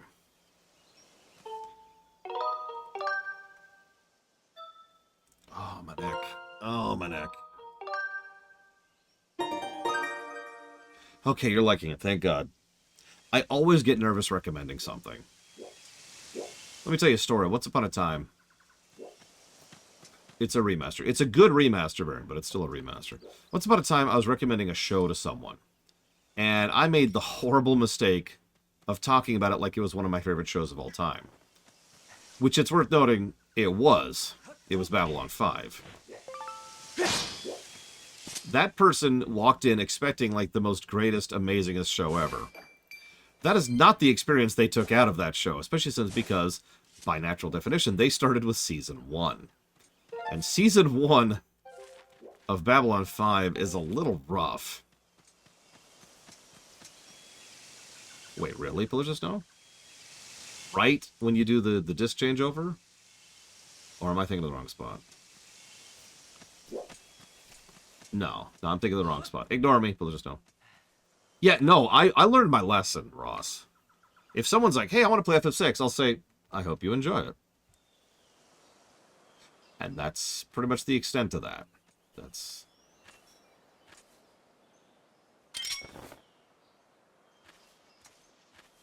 Babylon 5 Season 1 is probably better than DS9 Season 1, because I think a lot of people forget DS9 Season 1 is actually pretty bad. Like, really, really bad. We like DS9. I like DS9. But DS9 started rough. You want to know butterflies, no musical talent. Yep, okay, cool. Sideways. Okay.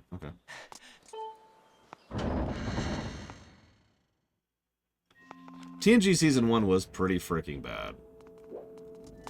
That's my point. Most people don't remember how bad DS9 started, because most people think of DS9 starting in Season 3. Late Season 3.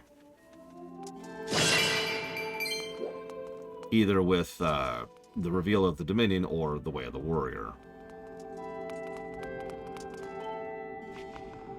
I'm not trying to cast judgment, I'm just saying for most people that's when DS9 starts.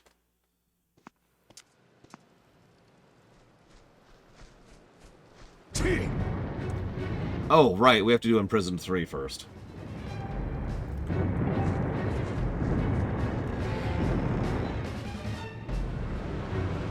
I actually agree with you, Blue of Alex. I mean, like, compare and contrast TNG Season 1, which is just terrible. Yeah. Yep, let's do it.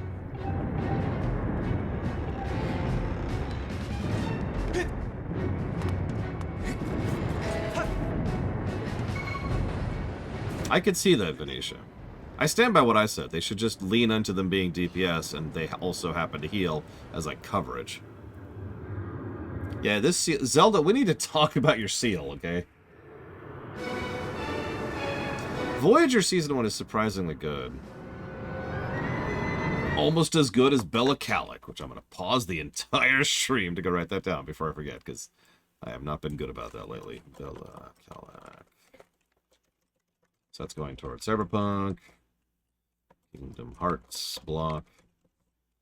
And FF16. Thank you for being part of the show, Bella.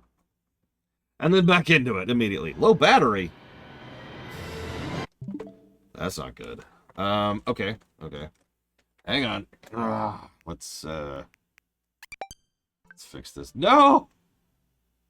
Why is just the right one weird? Well, the good news is we're not fighting Girahim, so I'm just going to pull out my good controllers again. Yeah, you know what? Proof positive. Fi did not actually bug us about our battery. That's interesting. Why aren't you charging?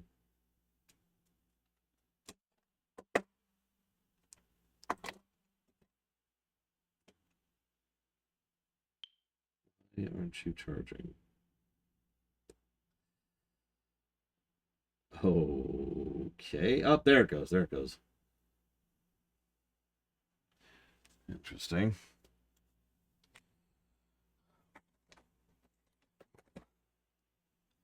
Anyways. I saw that I just got 2 more donations there. Thank you, Radisvik, for the sub. I'll jot that down for some things. Let's see, that's going towards BRPG block. Deus Ex Revision. Riftbreaker. I couldn't help it, Ross. You were romancing Jacob. And Kira White Noise, thank you for your sub. I will put that towards Manifold Garden. Riftbreaker. Deja Vu. And Hard Space Shipbreaker. He didn't know Bionic Bunk. Alright. Imprisoned 3. Let's see how this one is.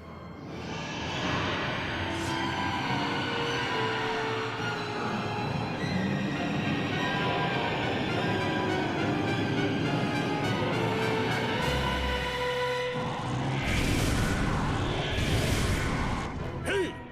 Look who's finally back. Good thing, too. I was getting tired of waiting to put a hurting on his ugly mug. Let's do this.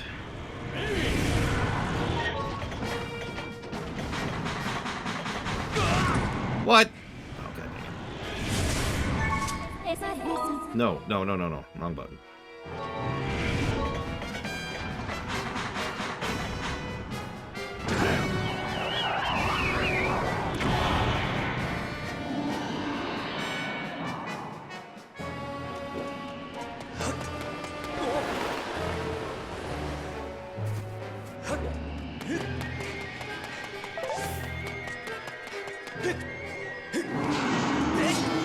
Whoa there.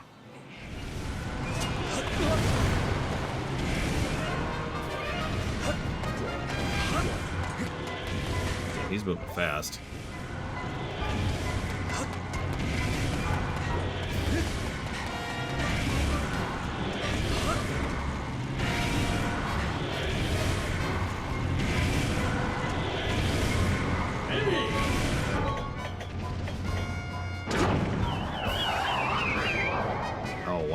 Really missed.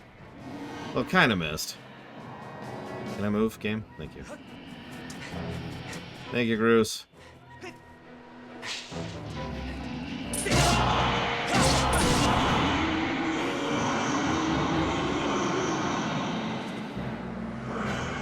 I like that little detail with the sailcloth in the background, by the way. Nice touch.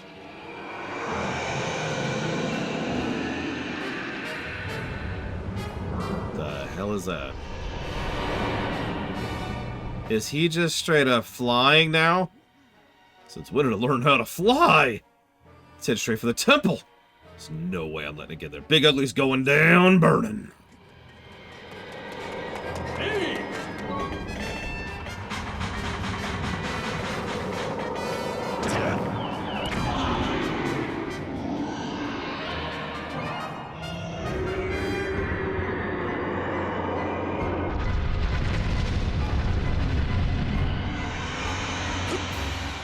It? Man, I thought it was going to put up more of a fight.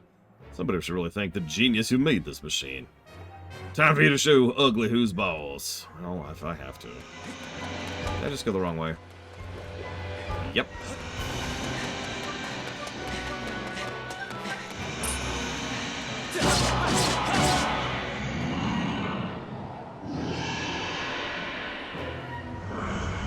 Yeah. The root of all evil would like to learn fly, but he already knows 4 moves. Would you like to forget something to learn fly?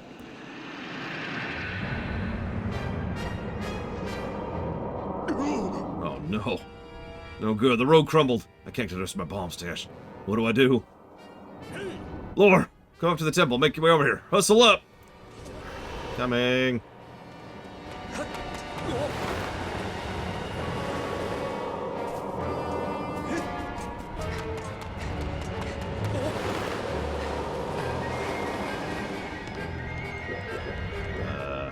This way.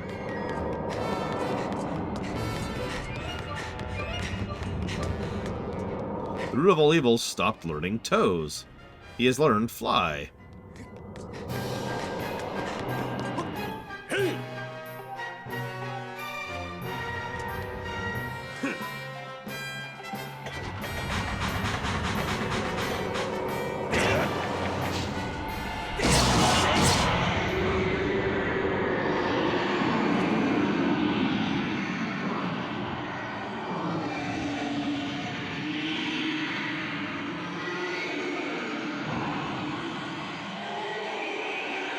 That was actually quite close. But I actually did like that fight, for what it's worth. And yeah, it fixed... Remember we were talking earlier about how the biggest problem with the Imprisoned fights is how they're just too sloggy and janky, but mostly sloggy. That fixed that, like, just right then and there. We're gonna have to get rid of that.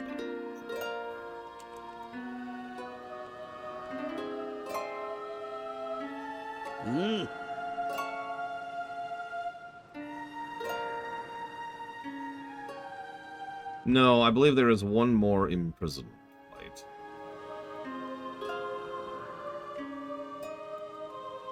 Now, kill me!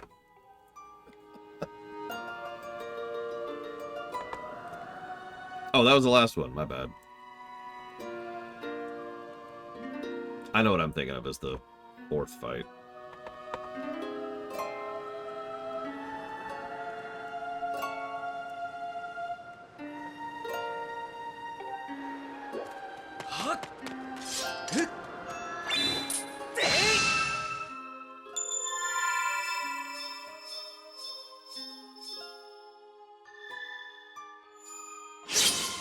Getting Celtic in here.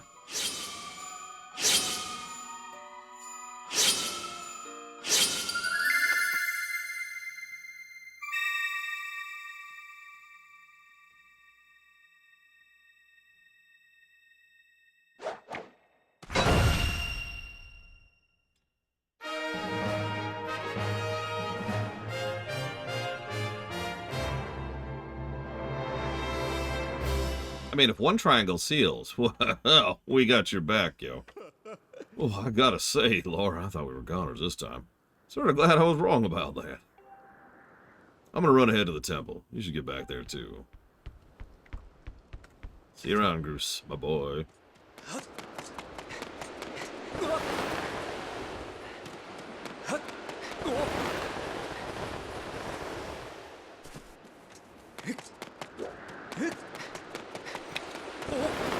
Yeah, Link, make your seals stronger, dude.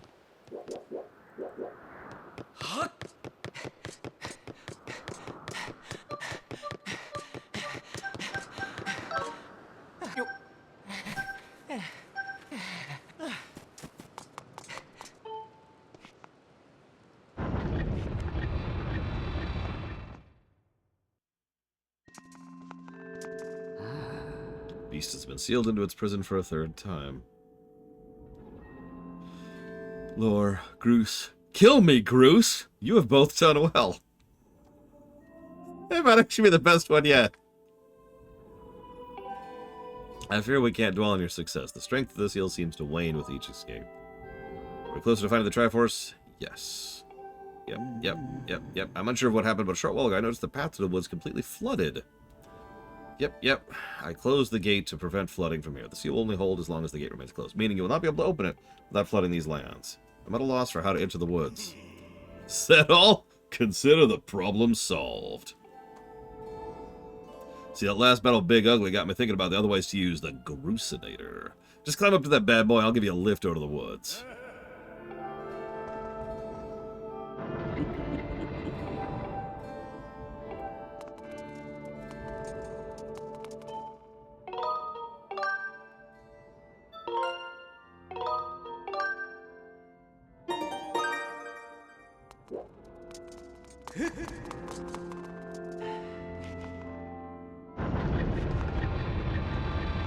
Yeah, one thing I will admit, this is purely personal, but why I like Groose. He's the only one who's not part of the prophecy, right? Like, he's not some big...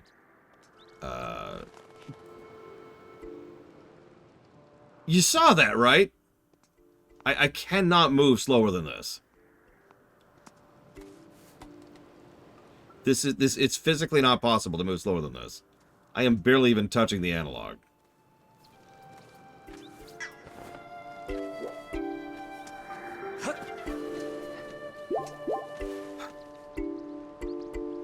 What was I saying?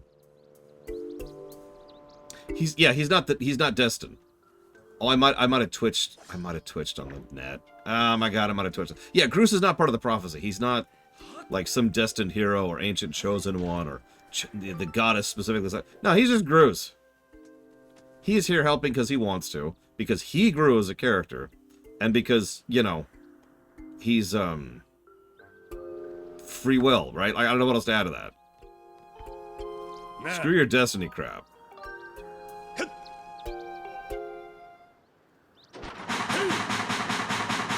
With my machine, the woods are just a fling away. And we're dead.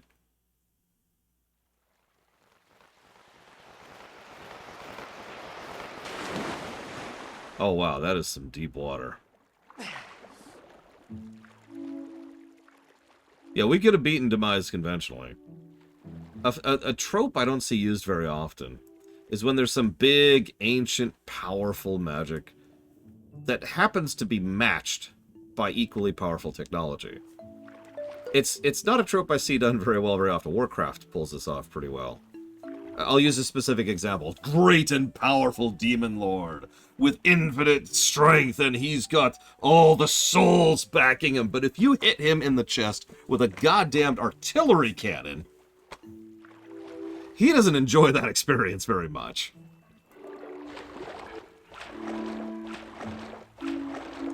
I feel you, though, Blowfox. I'm not trying to change your mind on it. I'm just trying to explain my side on it, that's all. Yeah, the Machinist does do that. I love playing as Machinist. Oh yeah, Archimond. I'm super powerful. You know, I like that. Now, it's tricky, because you have to not diminish either, right? Like, because an artillery barrage is not a small-scale thing. That's a gigantic death doom. That's the point. But that is the point. If you can manage that level of output in tech, or that level of output in magic, they should be roughly equal. That is actually one of the things that was one of the founding principles of the extant, is that, you know, a spaceship and a dragon should be relatively equal, all things considered. Well, I wasn't talking about Archimond, Lord Harriman. Although that would be funny. You're the one from before. Come to think of it, I forgot to ask your name. I see. Kill me, is it? Now that's an odd name. What brings you to see me? Well, the water? Question mark? It's good to see you again. Yes, things look a bit different here, don't they? The water came gushing out of the base of the tree behind me and flooded the entire woods. I don't know what caused it, but I suppose it'll clear out the monster infestation, so you won't hear me complaining. You know what? Yeah, that's a good comparison, Lord Harriman. And you're right. I don't know. I'm going to say something very, very stupid that everyone's going to hate me for. You know one of the only scenes I liked in Transformers 2? The Bay one. The Michael Bay one. It's when a Navy destroyer's, actually I think it was a battleship's gauze cannon, was able to do lethal damage to Devastator. I liked that. Not the scrotum, that was dumb. But the fact that that kind of military hardware and the sheer level of infrastructure, technology, science, iteration, and decades of manufacturing and research necessary to build a giant-ass gauze cannon on a battleship should be able to do that kind of damage to a transformer. And I was with that. I was just like, yes! I remember just, yeah, in the middle of the theater when I saw it, because I actually saw that in the theater. Anyways, I will be right back. Please forgive me.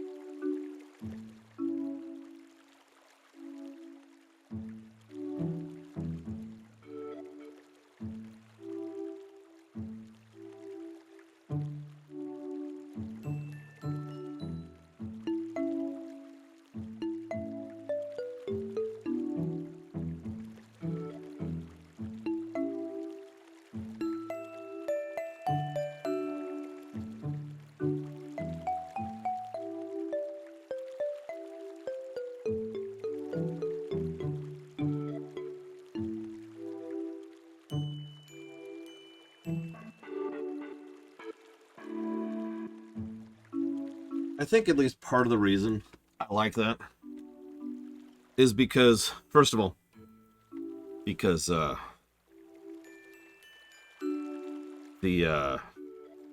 Imperial Guard is the best faction in Warhammer 40k. But the second reason I like that so much is it's kind of a pushback against something I've never liked, which is a very, very old trope. Goes back, I actually don't know how long it goes back, but I know it started getting really popular around Doctor Who. No. Old Doctor Who. The trope is called guns are useless. It's very, very common in both science fiction and in horror. The monster, or the aliens or whatever, is just immune to guns. There's no logic to it. There's no reason put into it. They just are. You know what I'm talking about. And it's not just a guns thing. That's just the common thing, right? Yeah, our phasers don't work on this. That kind of a thing. And yeah, urban fantasy leans into this as well. Or yeah, the DBZ effect. Yeah, but yeah, why be afraid? If you can just shoot the monster, why be afraid? I do think there are better ways to accomplish the same general concept.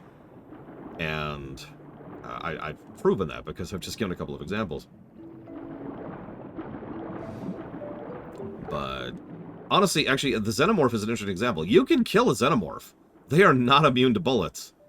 You probably don't want to be next to that Xenomorph when their blood starts spilling all over the place, because that's going to be unpleasant. But you get the idea, right? So seeing something like that tends to be enjoyable to me because of the fact that it makes a bit more sense. Now, it's tricky. It's tricky, right? Because you don't want to overemphasize the guns, and you don't... Oh, there's a freaking wall there. And you don't want to overemphasize the monster. You want to make it so that there's an equivalence, like someone in chat said a minute ago, that fantasy and sci-fi should be, like, equivalent-y. Oh, thank you. God, I actually completely forgot. Getting fan. Thank you. It's actually L3, but, yeah. Takes up air. That's interesting.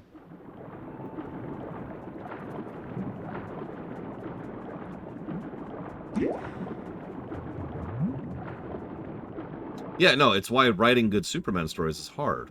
Possible, but hard.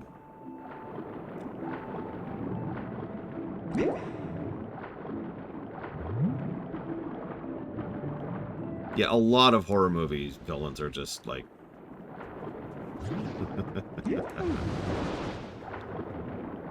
Lethbridge Stewart. Now there's a name. But I don't want to get into that.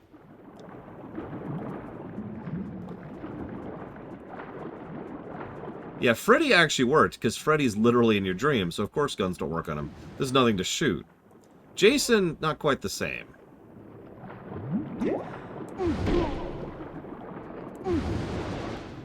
I mean, Jason originally was just a dude in a frickin' William Shatner mask, right? Like, there was nothing really special about him. It wasn't until the later movies they started building out the mythos and made him into, spoiler, spoiler, spoiler.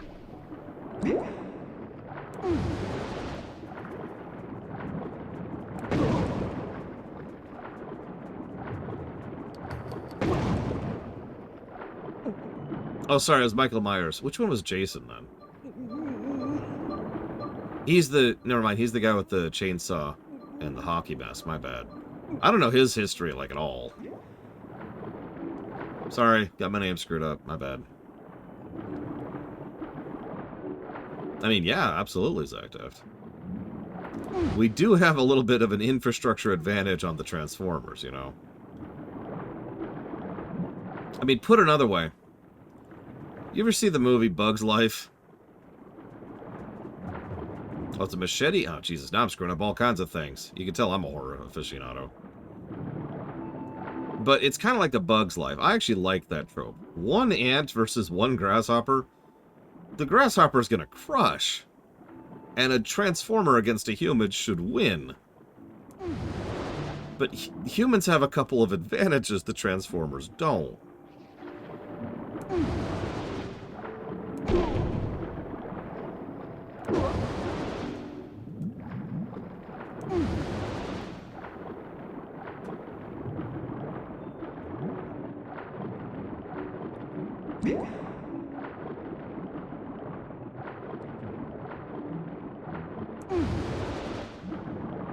Yeah, Titan AE. We travel in packs.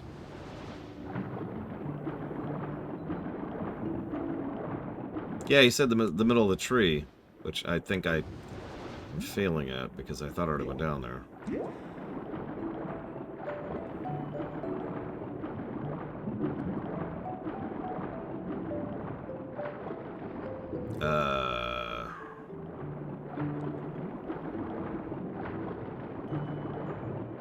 Well, so one thing I hate to keep gushing about Warcraft.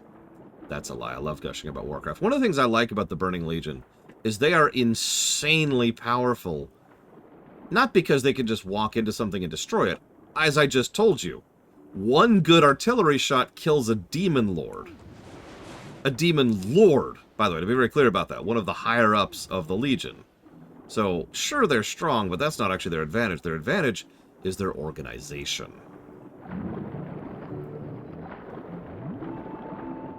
The Legion uses tactics. The Legion is cautious. They look for vulnerabilities. They are coercive. They try to pick apart defenses before they ever get troops on the ground. Like, think about the events of Warcraft 1 and 2 and 3 for just a second, and really think about how much prep work the Legion did before they sent even so much as one single demon trooper to the actual, to the target area. And yeah, their biggest advantage is the fact that they're being run by a Titan.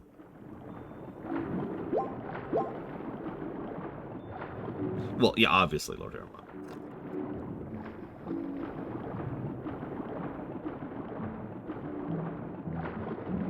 Yeah, the Lich King was an interesting one, but he got away from them.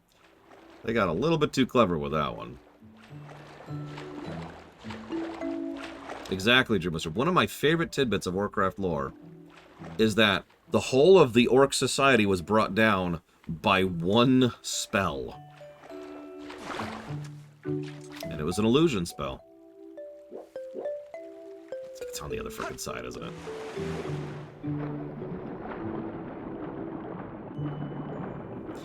No. So, demons predate Sargeras. The Burning Legion was an invention of Sargeras. Make sense?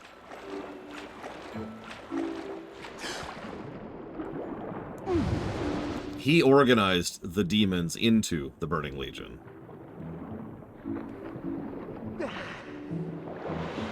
And yeah, enough said. Imagine a turbocharged supercomputer organizing thousands upon thousands of demonic technologies and magics and individuals, and there's the Burning Legion.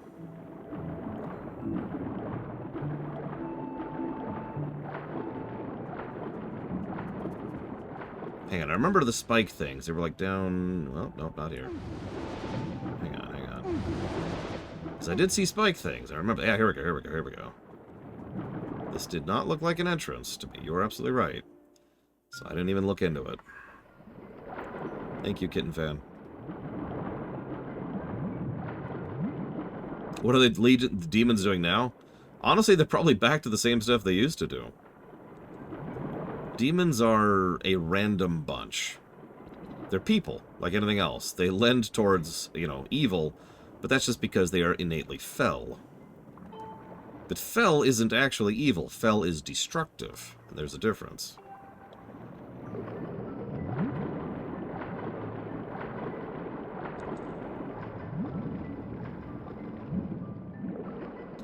Thank you for the sarcasm there, Pillars of Snow.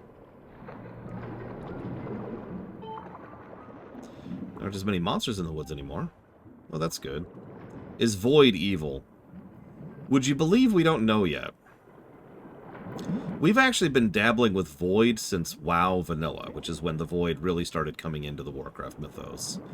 There were hints of it, but it was more like the just tiny little tidbits, and that was only in Frozen Throne, the expansion. So Void didn't show up for Warcraft as a setting until WoW.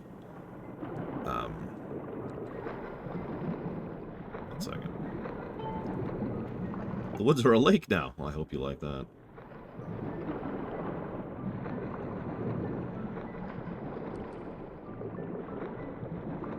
Current's pretty strong, Pester. If you're heading outside, you better use the exit above. Okay, thanks. Void, there's a strong tendency right now to getting across the idea that Void as a concept is not evil. So Void is chaotic. We were actually talking about this very, very recently because one of my friends had started playing WoW for the first time, and, well, naturally they had questions as they were playing through.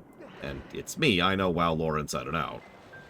So, the reason so many Void creatures look like big, gross, pulsating things, that's actually an in-lore thing. That's not just being done for the sake of it.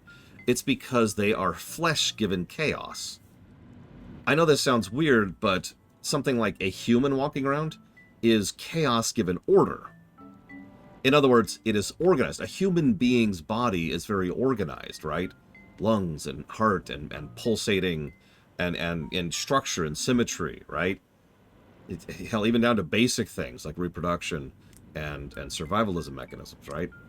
That's organized. The Void creatures are just giant blobs of magic and tentacles and flesh, because that's chaos. That's chaos-given flesh. That's Void. Fel is destructive. It's not chaotic or orderly. It's actually nothing. It's just destructive. Thank you, Braglin, for telling me.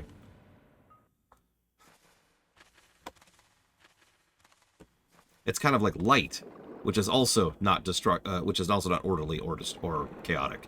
Light is simply light. Arcane is order, and Void is chaos.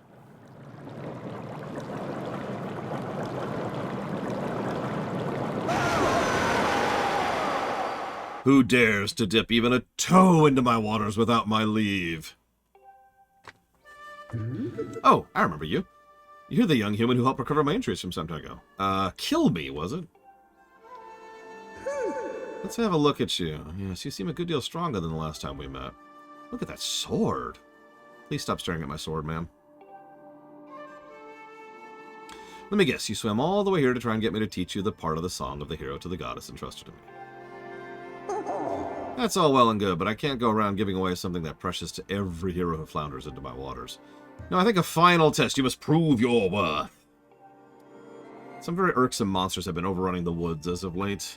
I decided I'd had enough. The easiest way to deal with the awful things was to flood the whole woods. As it happens, almost every inch of greenery in the area is submerged, so it's here in this flooded land I will test you. After completing the task I ask of you, I see no reason why you shouldn't reward you with the melody you seek.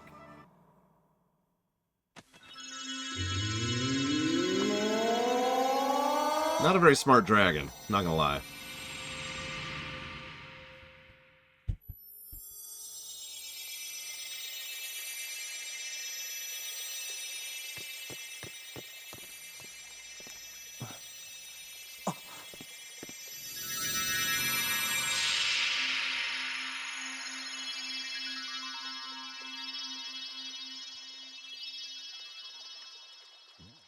He really does, Pillars of Snow. As you just saw, I've split the melody you seek among my many Tadstones. Sorry. Automatic recreation. Or automatic correction. Many Tadtones, and I've hidden them around the forest. If I haven't already guessed, here's your task. Take this score and collect all my musical friends out there. Oh, no. I just remembered this.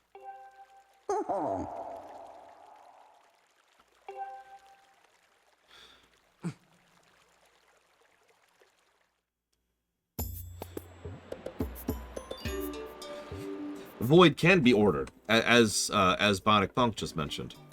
Human beings are ordered void. So are dwarves. Okay, that's okay. We can grab a bunch of them with the spin. Thank God. Okay, that's not terrible. That's not terrible. That could be terrible. Yeah, gnomes is another good example.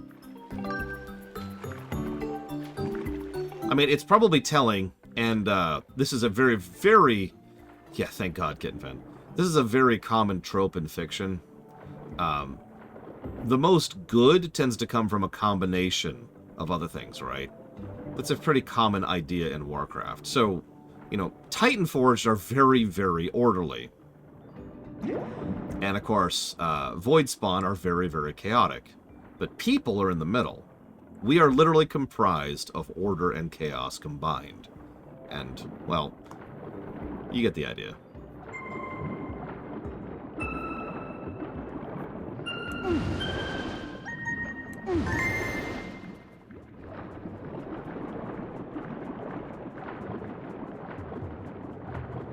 That's pretty normal. Diablo does the same thing.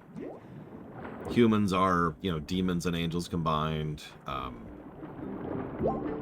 And I feel like there's other examples of that I just can't think of off the top of my head.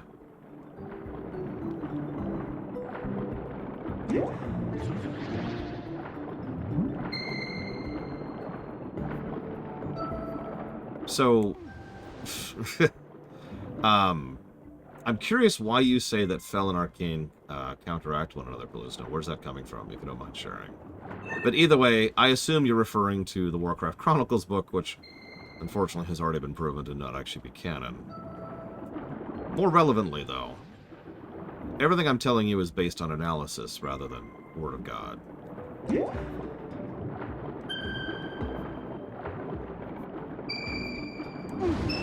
We'll see if the Chronicles Book 4 does anything about that. Yeah, Chronicles has unfortunately been defunct for a bit. And I will admit, I have a really low opinion of canon. I always have. But I'll report canon to you, because it's my job. I do know what you're talking about, Pillars of Snow, and you're absolutely right. And it makes perfect sense, too, especially since life doesn't really counteract Fel. All life does is feed Fel. So it makes perfect sense that order would counteract Fel, doesn't it? But they're not contrary to each other. They're not opposites. Fel is certainly chaotic, but it's not chaos. Does that make any sense? It's like saying fire is chaotic. It's certainly true, but it's not an embodiment of chaos as a concept. That makes sense. Well, canon Warcraft includes the Jailer, Loke. So... I mean, something I've been banging on for the last week is that canon Zelda is all connected to itself, even though that makes absolutely no goddamn sense no matter how you think about it. Canon's perfectly valid to keep in mind, and it helps with theory crafting, and in really good works, it helps to think about, you know, what's coming next, or, you know, just sitting and chatting. But, like, you know what it's like, right? Not even just full theory crafting. Ever just sit and chat about a setting with a friend? Because I've done that. That's fun. Canon helps with that kind of thing. Assuming it's good canon. Which is, of course, the requirement. Did I just get oxygen from that slime? Hang on. Dream Whisperer says I passed some notes. I think Dream Whisperer's lying to me. Why do you lie, Dream Whisperer? Why am I going up? Stop going up. Stop going up. By the bridge.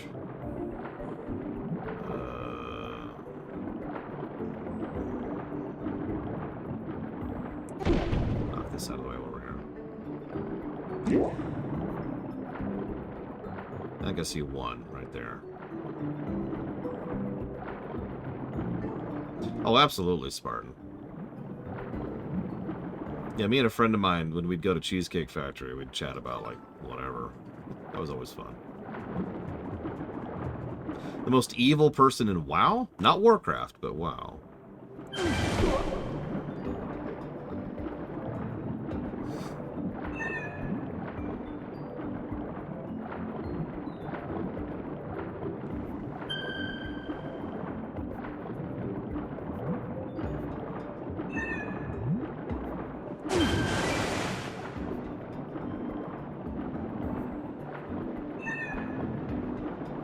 What?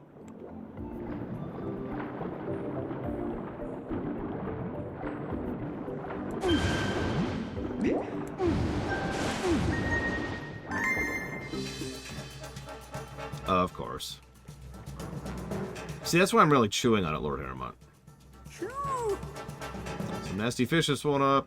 Watch your toes. Yeah, thanks.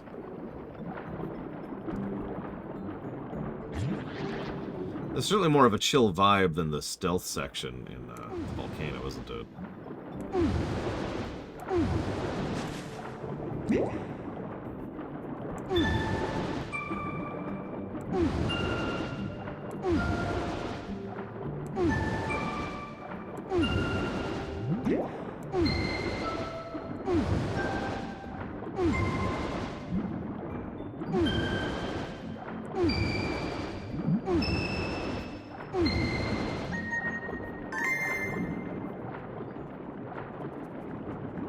Yeah, I don't have fond memories of this. Vague memories by this point, admittedly, but not fond.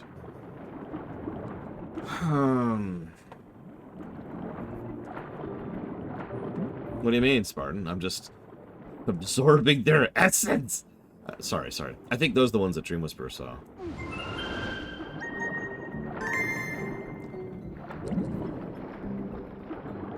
And no, I didn't miss the red notes. I was looking for something else. This, specifically. But thank you for pointing them out, in case I missed them. Sorry, I shouldn't do that. I shouldn't discourage you from helping. Especially when you are, in fact, helping. I apologize.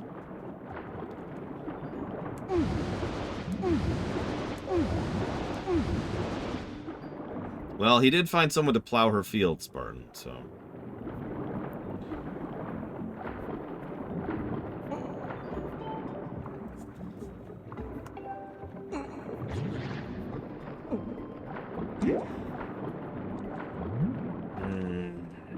Most evil person in WoW.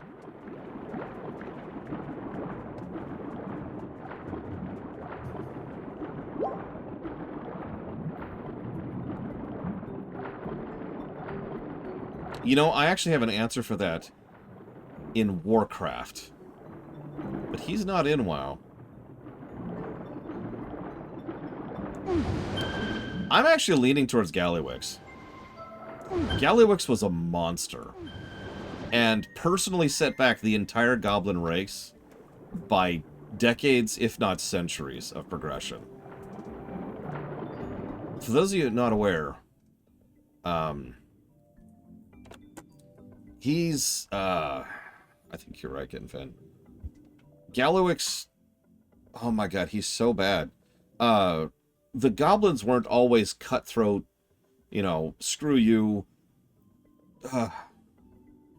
I don't know what to call it. They weren't always negligent. They weren't always greedy capitalists to the point of excessiveness, right?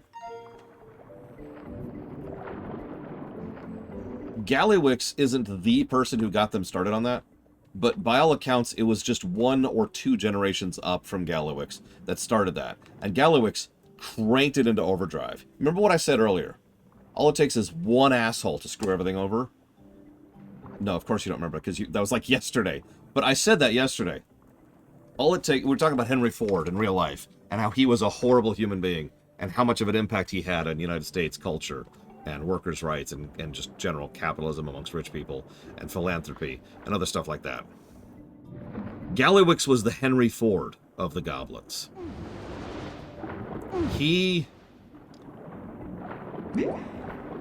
This needs to be explained. Imagine for a moment... Imagine for a moment that you are on an island that is self-destructing. Like, it is exploding. This is a survivalist scenario. People are going to die en masse. And you decide to enslave them.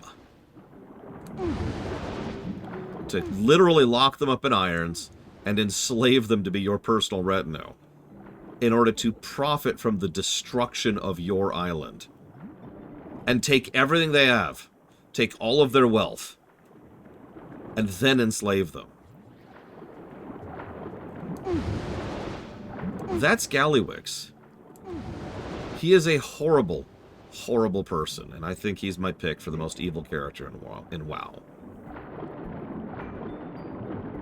Hey, there's one of the fish. Can I douse? I can't seem to down, period. Yeah, there's a reason why during my Lorecraft series, Lorecraft plug, I talked about how one of the biggest mistakes Thrall ever made was by connecting Gallywix to the leadership of the goblins within the Horde. Thank you, Bregman. That was just bonkers stupid of him. And he did it out of ignorance, the same reason he does everything bad. Thrall is such a fascinating character. He's such an idiot. But, like, in a very well-meaning way. His int and wisdom stats are crap. But he is a very legitimately good person, and his charisma is through the roof.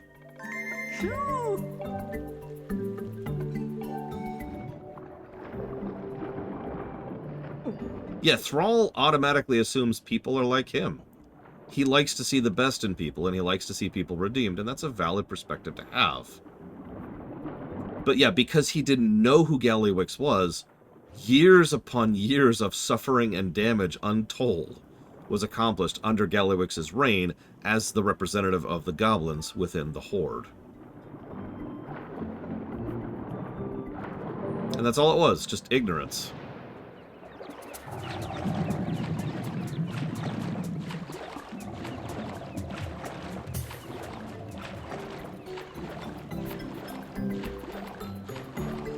Yeah, Thrall also made a lot of mistakes with Garrosh. Go figure. What's up? There's a technique we use when searching for the other my tribes. Remember that? Yes, it's called this thing.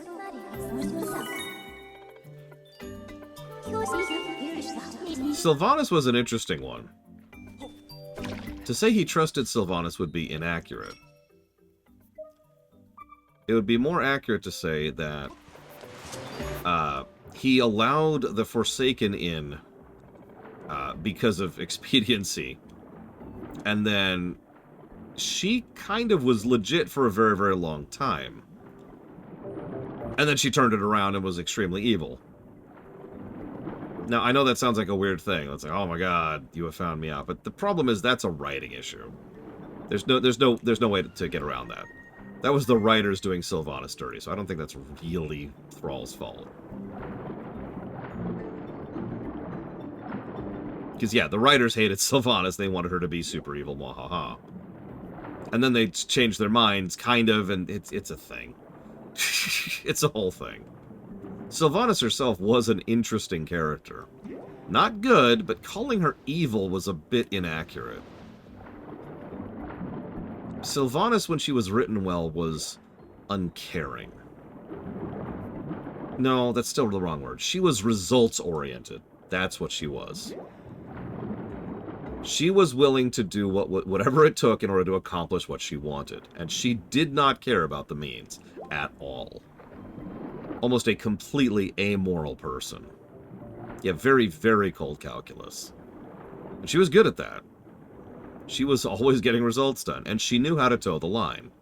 there's actually quite a few stories, short stories, and quests throughout WoW's history, up to BFA, where she had to toe the line a little bit to keep in line with the rest of the Horde, because most of the Horde, I know this is going to sound strange, but it's true, is actually very moralistic. They are a very morally aligned faction. So she had to play the game, and she had to play the game a lot.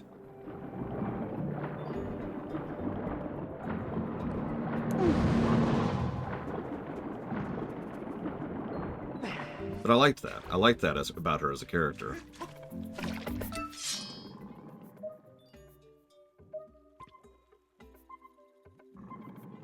That's like ground level. Thought I saw one down too. Yeah, over there. Let's do the down one first.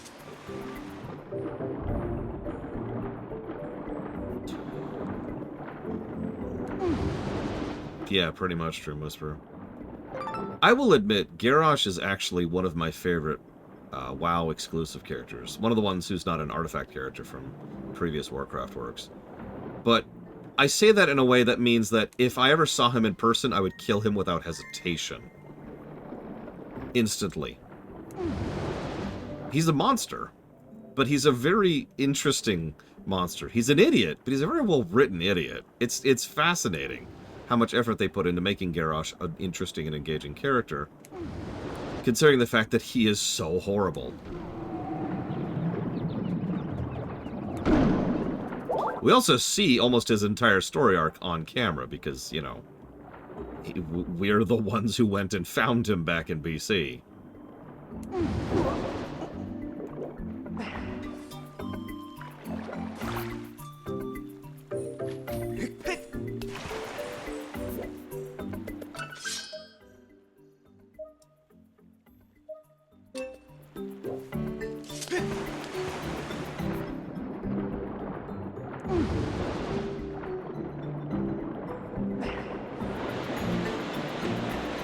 Yeah, we're pretty much the reason Garrosh is a thing. Thrall likes to take ownership of that himself, and he should. It is partially his fault, if not mostly his fault. But we're still the ones who started that ball rolling. We connected Thrall to Garrosh.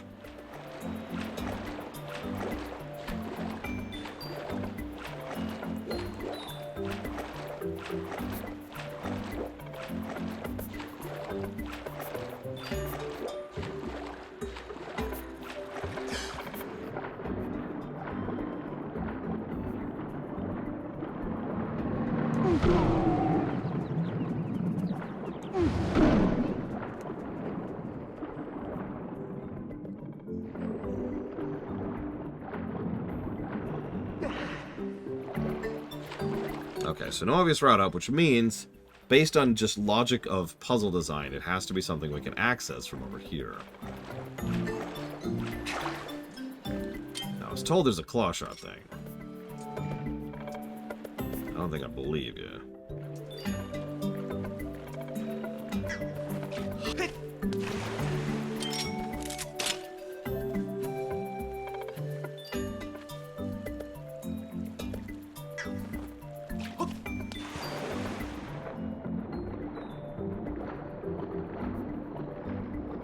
Oh god, don't even get me started on Cairn. Oh, let's get... Yeah, alternate Grom was not a good person. Not that I'm aware of, Frieza?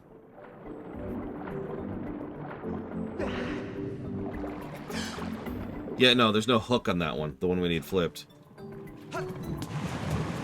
So I could flip the one I was just standing on, but not the one I actually need to flip. So, my bad. Oh, I see it, I see it. I didn't see it the other way.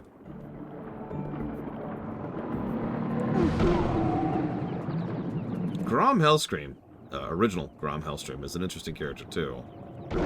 Because he is also not a good person. But he did try to be. But he also tried to be for very selfish reasons. He's interesting. I like him.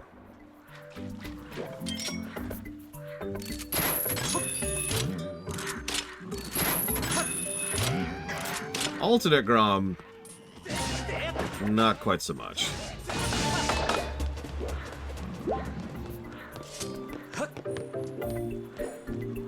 I mean, we will never be slaves, but we will be conquerors, is all you really need to know about Alternate Grom. That sentence says it all.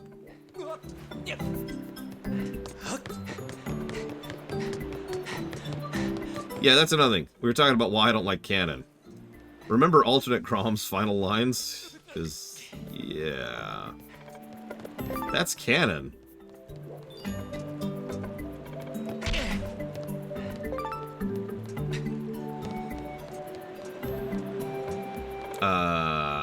What can it do? Kitten Fan, like, what's its ultimate power? There we go. Game. Let me go get him before he gets too far away from me.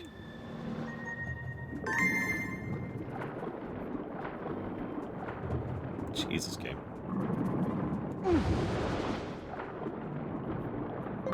Oh, the damage. Sorry. You weren't here, Kitten Fan, but when they gave us the Master Sword, they didn't say what it upgraded, so I just kind of assumed it was either nothing or a damage increase.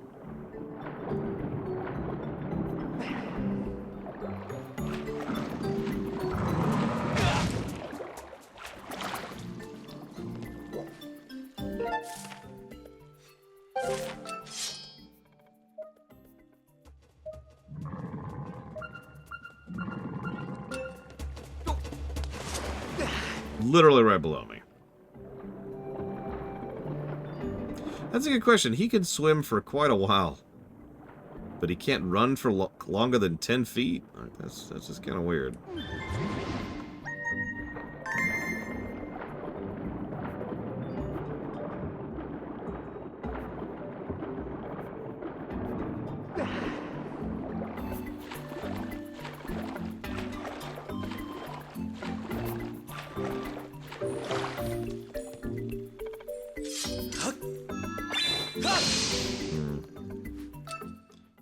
Not too shabby.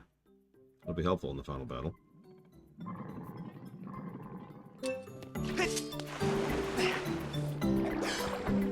Even though it's mandatory, so I suppose it won't actually be helpful. Most heroic person in Warcraft.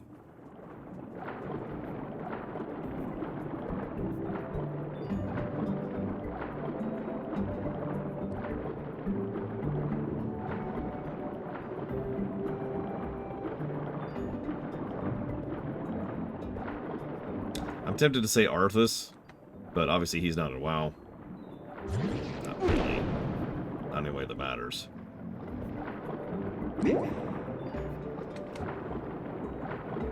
Let me think about that for a second.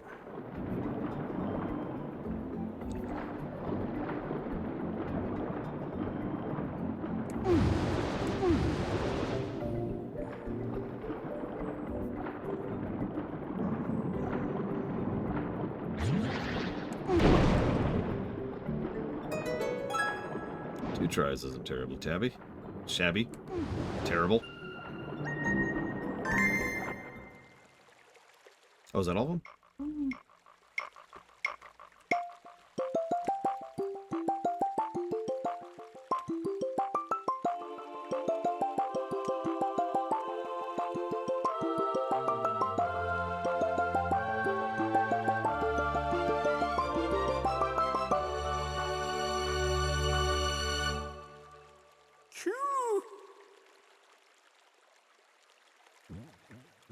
Oh, you gathered all the Tadstones. It's no small feat, or should I say it's no small beat. Oh, oh, oh. All the laughter.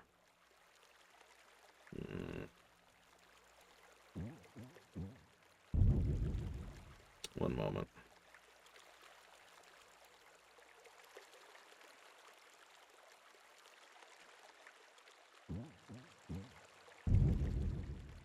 Sorry, one moment.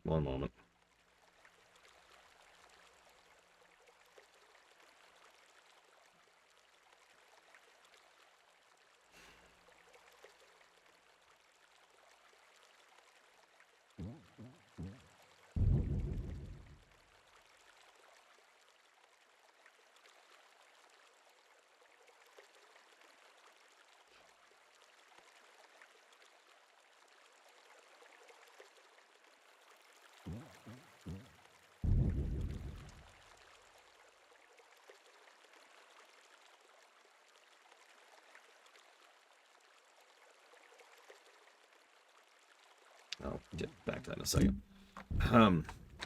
That was honestly less bad than I remembered. Not great, I'm not gonna lie to you, but that wasn't as bad as I remembered. Hurry, return to the water dragon. Okay. Yes.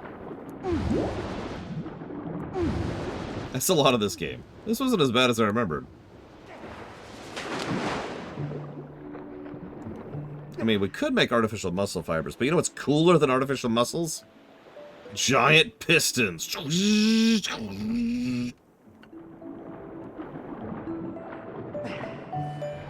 So I've never designed anything like artificial muscle tissue, but logically speaking, it has to exist, right? So, probably.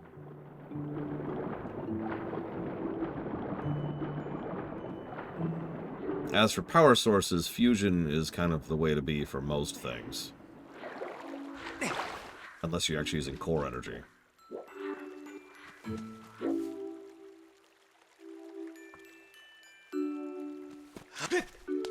Yeah, exactly. Like, if we already have artificial muscles, they probably do in a future advanced society, right?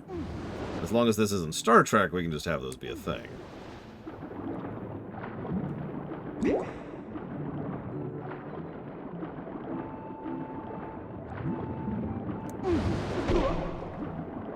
Okay, game.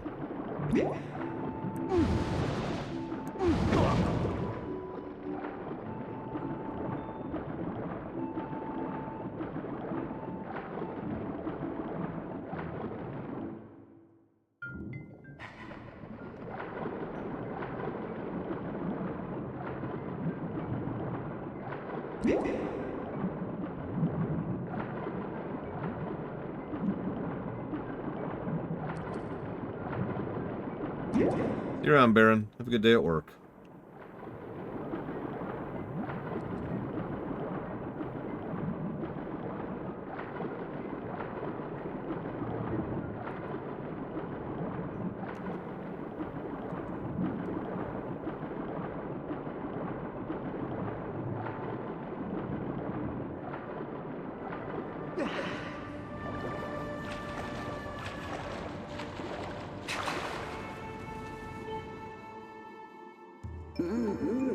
Ah, you brought back all my colorful little Tadtones. You're indeed worthy of being called a hero. This much is clear. I'm good for my word, so I'll teach you my part of the song you seek.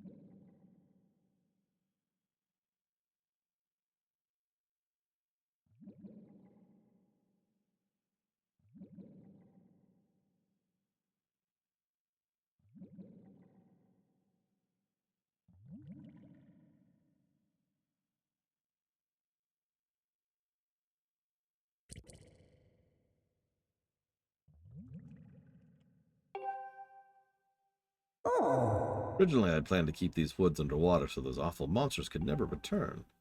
Your task is far from over, and you're not exactly home in the water. I suppose I'll return the woods to their natural state.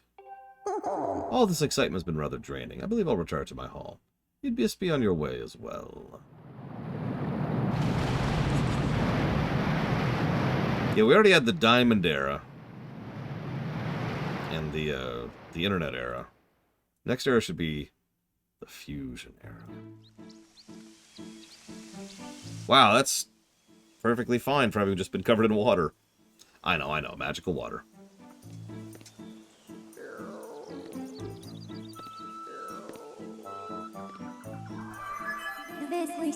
As I suspected, the water level in Faron Woods has dropped. Thank you, Fi.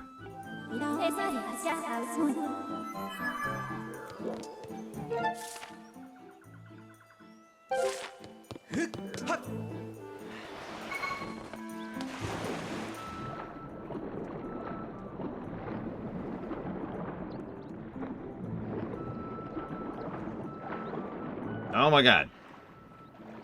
Just...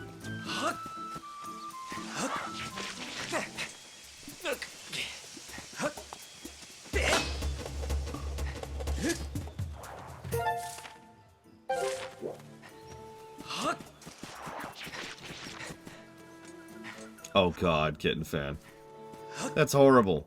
I approve. I did act. We'll see if that goes anywhere. Governments going after corporation suits take years.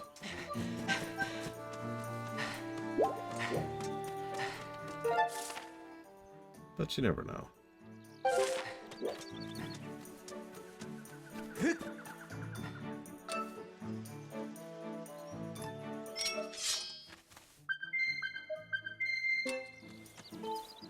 I honestly didn't even see him there. Hello again. I've been hiding out so long my shoulders are stiff. You poor thing. That's right, sitting in one spot all the time, never knowing when danger is going to come along. You can't know what that's like. Everyone seemed happy that pieces returned to the forest, but I don't believe it for a second. There's no way I'm going to give up and come out of hiding. Not ever. Sometimes I wonder, isn't there somewhere peaceful I can live in without fear? There is. Oh, that's fantastic news. Take me there as soon as you can. Are you sure you're going to enjoy this particular process? This might be terrifying.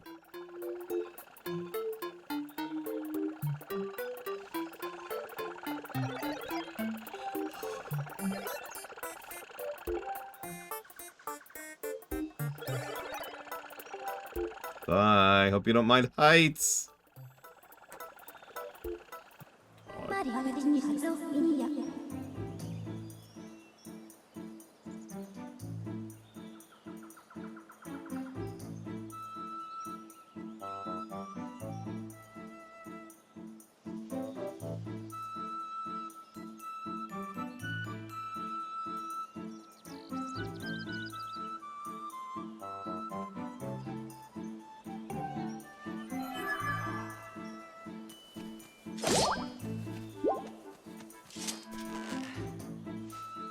I don't remember what the desert activity is. Don't tell me.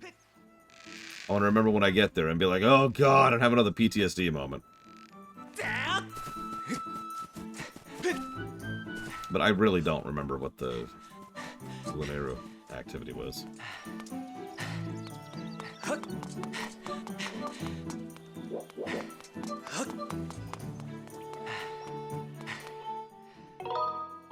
Let's go turn this in first anyways.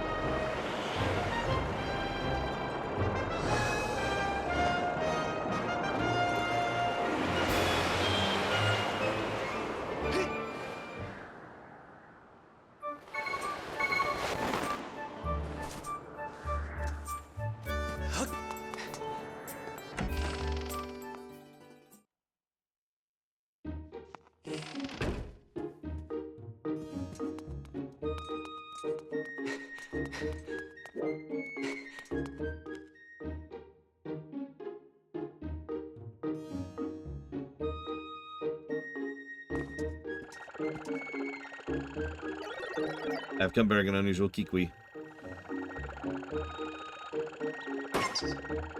A little more gently next time, please.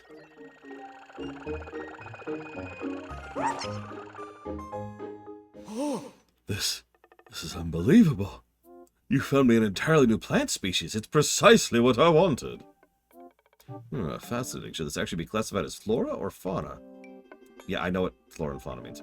You know, this may very well mark the discovery of a new type of species altogether. Oh, how incredible. The world is still full of new plants waiting to be discovered, isn't it? I can barely contain my excitement. You have no idea what this means to me. Thank you so much. I'll take great care of this plant, life, form, whatever it is.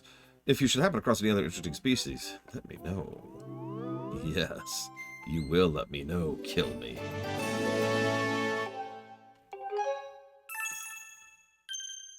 One to go. I'm not used to getting stared at like this. It's making me blush. Yeah, how about an ancient flower from thousands of years ago? No, I'd rather have a kiwi. Okay. What do kiwis eat? I mean, we could assume they eat water. They probably do have some form of photosynthesis, but otherwise, no idea. Seeds?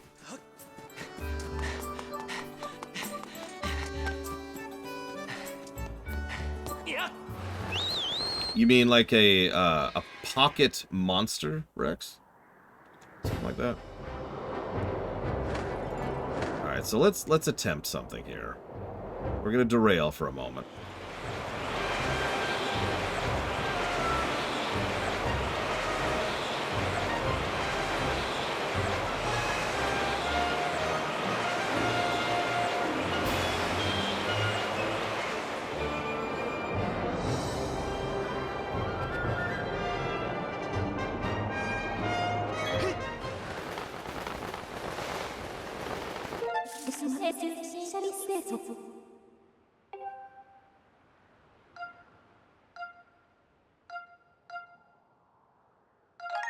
I think this is the one I want.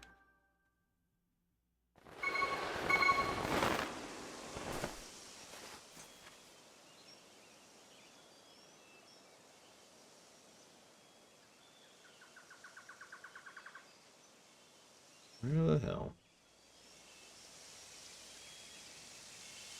You've got to be kidding me with this.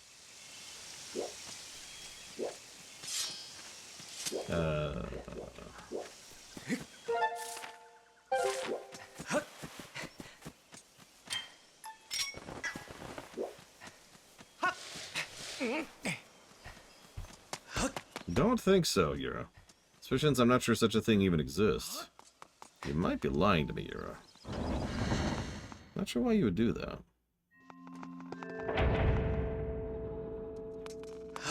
Alright, super slow and no jerking this time. Steer on deck. Enjoy the sleeps.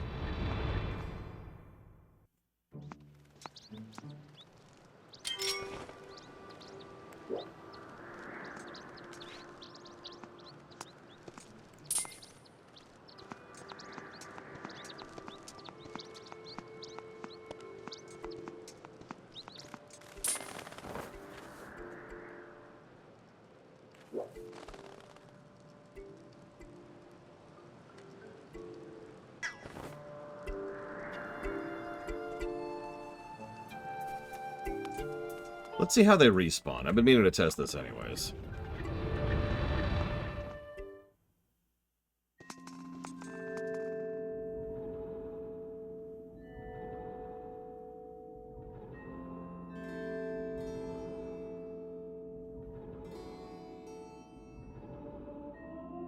Oh, whoops. I'm stupid. Sorry, I'm also trying to order dinner at the same time here. Because tonight is my night.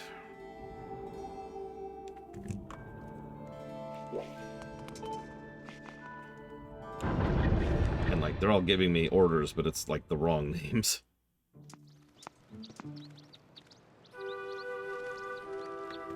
Okay, so they respawned. Good. Let's go for the left group this time.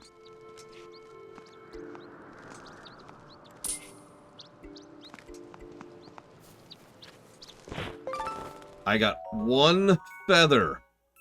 Oh my god. Jesus Christ. How many do I need?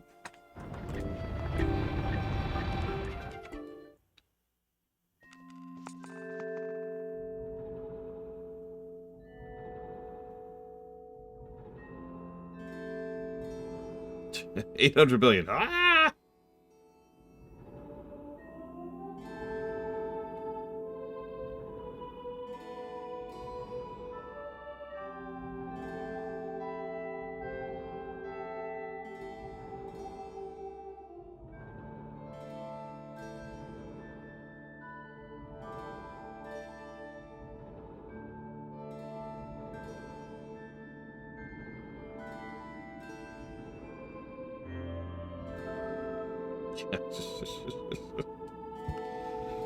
So 5 total isn't terrible, especially if they respawn each time. Yeah, Hyrule was at stasis because Link was like, birds! Birds! Okay, so that's her. That's her, and that's me. I think that's everything. Yes. Okay, let's see if they respawn. Because if they do, that we'll just go ahead and get all 5 right here, right?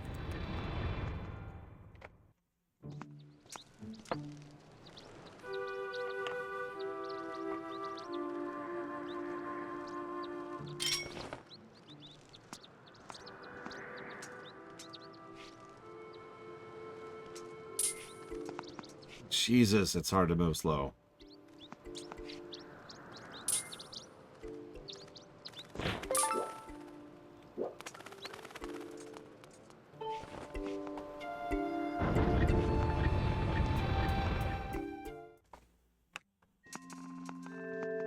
I actually have 2 blue feathers on me.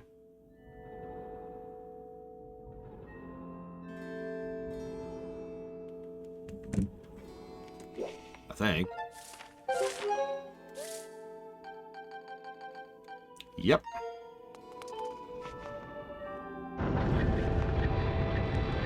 So I'm good on blue. I just need 3 more bird feathers. That would be funny if we could catch these with just a slingshot. Or a bomb. Yeah, I was trying to get more than 1.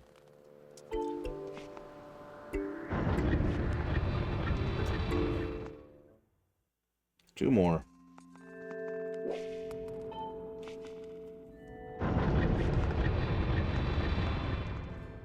Yeah, we'll get plenty of feathers of the bomb.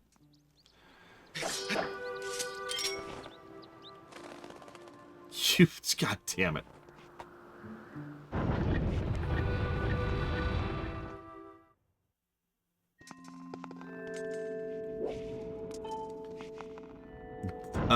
Maybe Shadow Machine? Getting the gold bugs isn't that terrible in Twilight. You know, good question. Could someone look this up while I'm doing this? Is there another way to do this other than the bug net? Like shooting them with an arrow, or slingshot, or a bomb.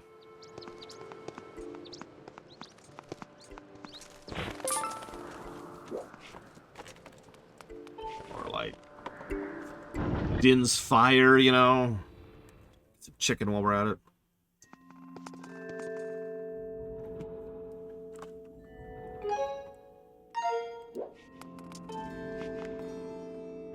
I'm gonna laugh if I'm missing something else. I've been looting fairly consistently, but I probably haven't been looting enough of the right things.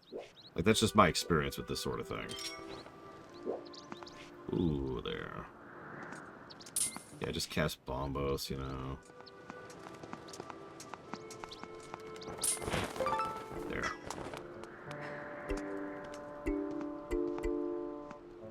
Monster horns. I have 6 monster horns.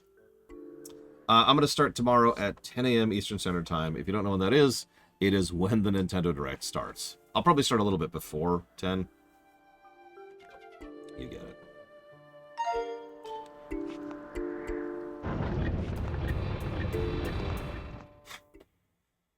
Yeah, I'm not going to get all the heart pieces in Twilight. That's crazy.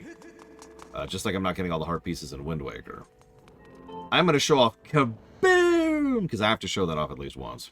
I am also going to show off... I'm not going to get all of the pictures in Wind Waker. And I am not going to get all of the pose in Twilight. I'm also not going to go all the way down either of the 2 games' battle arena things. Screw that noise. I think that's it. Oh, no, I'll restream it. I'll throw it up over here. I'll be like, here you go. Bam. And just, bam, it'll be there. I will probably do the Rupee quest chain. I don't know if I'll get the golden scale. Silver scale. No, not the silver scale. What's the thing before the gold? It's just a heart piece, isn't it? I know, right? Pillagers, no, there's no in-betweenies here. Okay, so let's go here. I am going to try to get the Fierce Deity Mask in Majora's, absolutely. Just like we did all of the trials in Breath of the Wild, doing all the masks in Majora's is kind of meat content, right? So that's part of a review. No, but like the thing that's before the gold scale, I feel like it's just a heartbeat for us. Have fun, Eternus. Take care.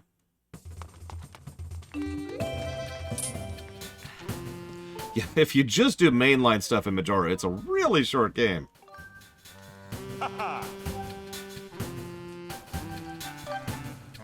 Yes, please.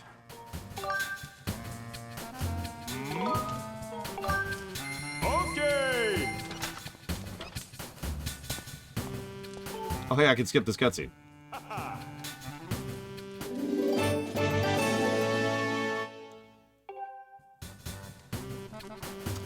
February, I believe, Bladeville.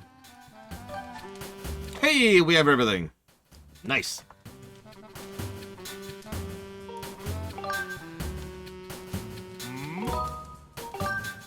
Okay.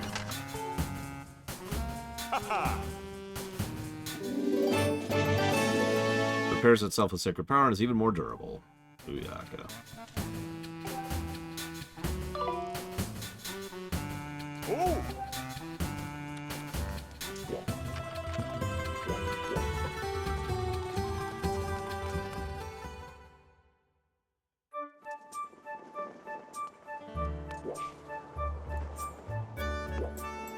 Well, let's see what the bow takes while we're here. It probably takes something I don't have. It seems to be my experience with these things. Hey. Tumbleweed. Yeah, no kidding. Speaking of things that could have been in Breath, how about a weapon that slowly regenerates durability? And don't say the Master Sword. As we discussed, the Master Sword actually doesn't regenerate durability. It does the exact opposite of that, and it's terrible. Or inverse, not opposite. Inverse. One tumbleweed. Well, we are going to the desert next. Speaking of... the pose in Ocarina? Gerudo Fortress I'll do for the ice arrows, just to show it off. But... pose... like, I don't have gyro aiming, so I'm going to be aiming with this. And so... probably not. Okay,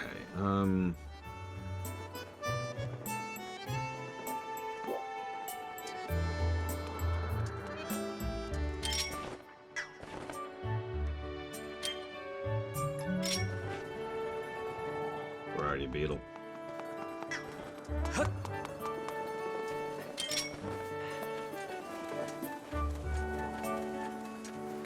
Come here, Beetle, that I might shoot you.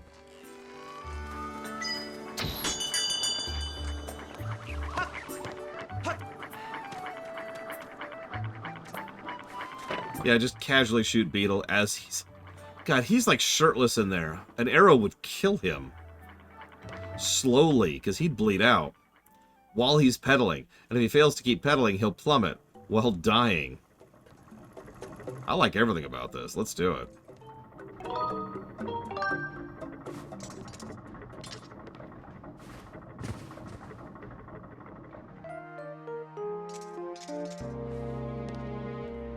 Actually, that's an interesting point. How much rupees do we want here?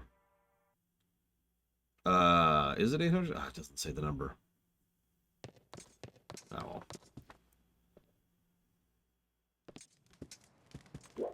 well. I think you're right. 800 sounds right. And we're not quite there because we just upgraded the shield. Oh. Wake you for this young slug a bit, huh? You appear to be relishing that snooze, so I declined to wake you. You did make the shop a mite heavier. Your accent. The mellifluous timbre of my voice sounds different to you? Perhaps a touch, I suppose, but pray, what does it matter, huh? This is my humble home. Of sorts, when night draws her tenebrous curtain across the sky, I come here. A bit lacking in creature comforts, to be sure, but I can relax in peace. You're aware that loftlings don't fly at night, I'm sure, so I suppose I shall have to take you back to town in the morrow. When you wish to go back, chase your dreams on the bed once more, and the morrow you shall be there. I'd be remiss if I did not let you know the weight of mine heart. My precious horned colossus beetle has gone missing, along with his cage. 'Tis a tragedy that shatters a man to the core. 'Twas the rarest of insect, and very friendly to boot. Oh! Truly, I must thank you. I shan't forget this. My precious horned colossus beetle, please go find him with all haste. He abides out there, somewhere alone in the wild. I beg of you.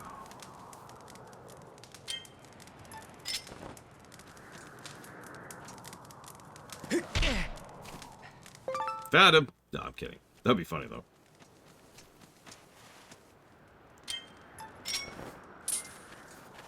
I haven't actually got one of those yet. So I think we need 10 for the thing we're about to do. If I'm remembering correctly.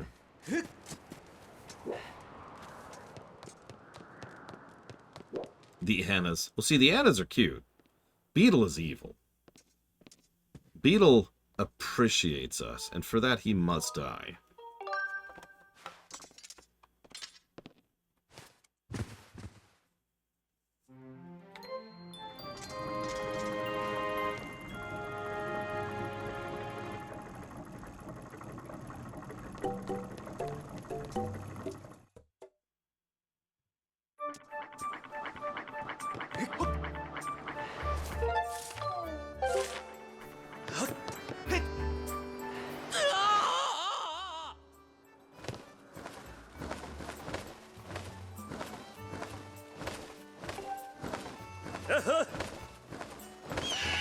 You know, the doubly frustrating point is they even drop me at a spot where I can take off, so now I can just do this. Alright, hang on. So there's a couple more spots with chests. Let's go grab those really quick. So we need a few more rupees.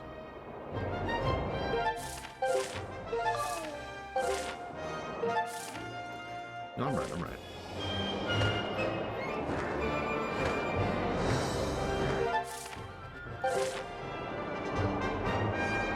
Hopefully at least one of these has rupees in it.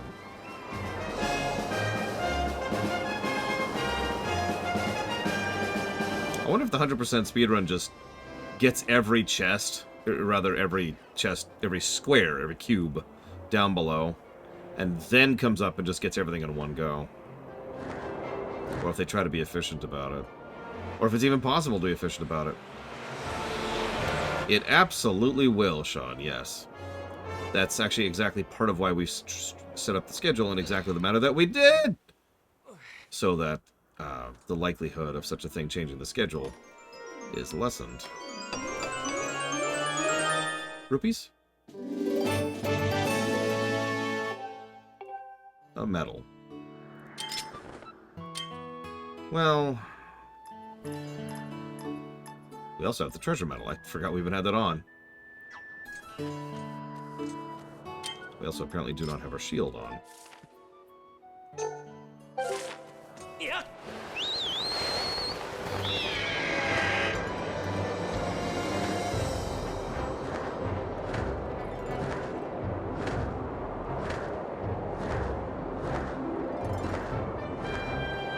But yeah, Ross asked this earlier. Pretty much no matter what, if they announce some more modern version of Ocarina, Majora, Wind Waker, Twilight, or, in the extreme unlikelihood, Tears, we're probably going to go ahead and put off that stream until the new version comes out. Pretty much guaranteed. If they announce a remaster or remake of one of the previous games we've already covered, we'll see. That depends. There's a lot of possibility there.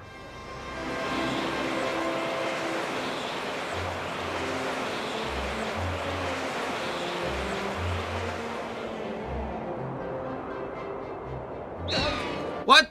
No! You perfectly could have fit through there. You stupid bird. They remake Skyward Sword. Ah! They remake Breath of the Wild. I shoot myself. Just to make sure that I'm staying on brand here. Loot the thing. Loot the thing. Loot the thing. Yes! I will be restreaming it live. cool. That's useless. That would be just insulting, wouldn't it, Ross? Hey, you know that game you just covered? Screw you.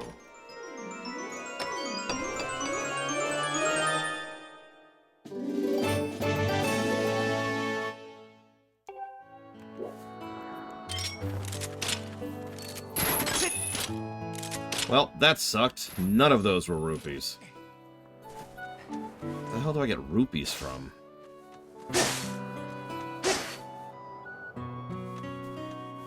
Skyward Sword 2. The whole game is just Loft Wings. I'm gonna ask this question, are there... Oh, you're right, there are. Excellent. Good eyes, Rex. Please be some rupees.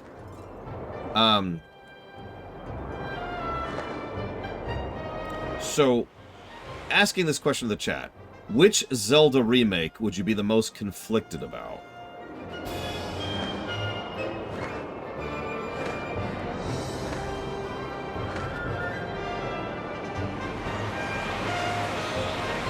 If they're doing a true remake...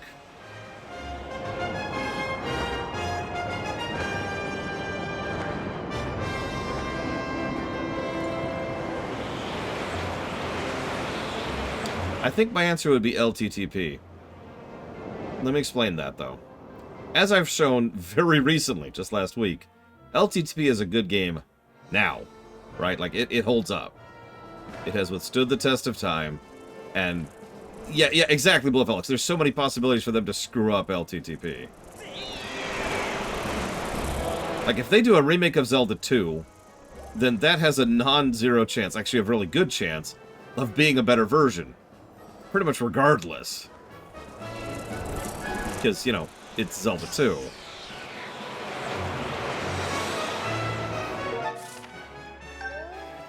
Oh, it's in. Okay, no wonder. I'm stupid. Or is it on? It might be on.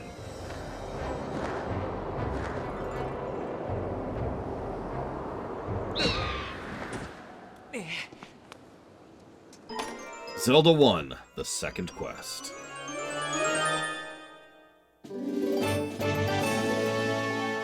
Cool.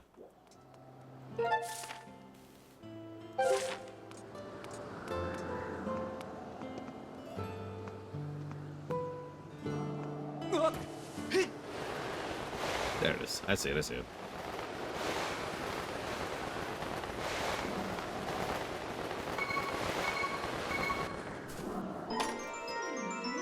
The remake. Zelda 1, third quest.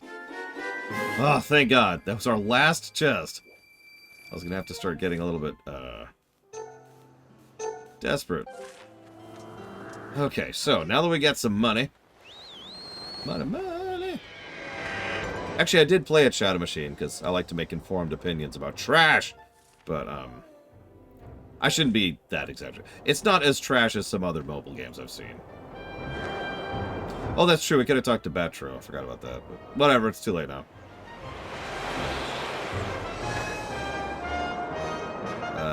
That's not where I want to be. Where am I? Oh, past that. Alright, so minimum change game, right? What's one thing they could do to completely ruin LTTP?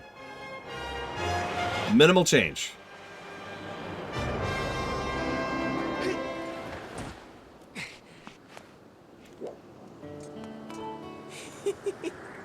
Microtransactions.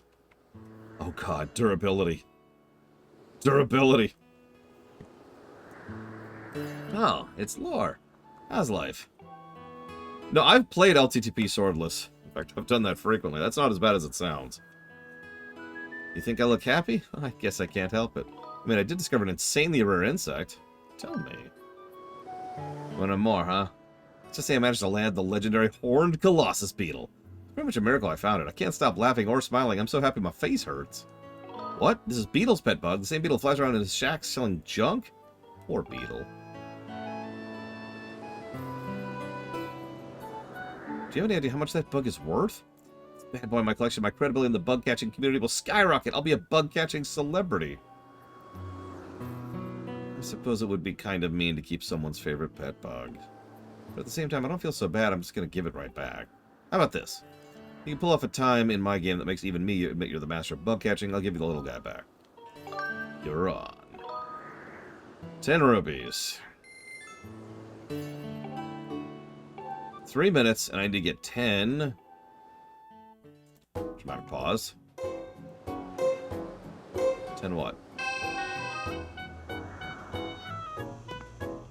Oh.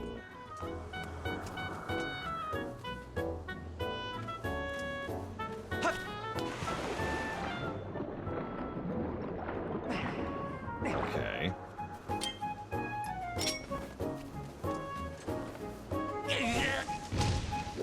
Oh, now that's a good change, Ross. I like that.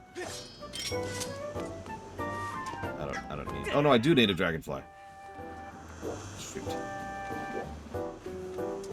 Oh, there's the dung beetles. I know those. Pull the thing out! God damn it, game. I think I just lost that one, too. Ah, I definitely lost... Ah, bees! I got a bee, though. I got several bees. Come to me, bees. Not what I want, but bees. Okay. That's one of those. Oh, it keeps track. That's good. That's good. Is the dung beetle back? No, of course not. Oh, he's right there. Come back, come back, come back. Okay, one dung beetle. Get. Apparently there were bugs in the pots. That's good. That's good. No, pull up the... Okay, 2 dung beetles. Get. I need a blessed butterfly. Whatever all that other crap is. Come here. Okay, got that. I'm already almost out of time. Grasshopper. Get. I need another one of those. Don't care about butterflies anymore. I do need this beetle dude. Yep, there we go. I don't know if I need a cicada, but if I do, he's right there. Yep, I did need a cicada. Okay. Still need a dragonfly. Still need another grasshopper. I don't know how random this is, too. I just realized. There's the dragonfly. Okay, so the dragonfly's back. I already got a second dung beetle. That's another cicada, which I don't need. Whatever that is. I think it was a praying mantis, so I needed that. Dragonfly's back here.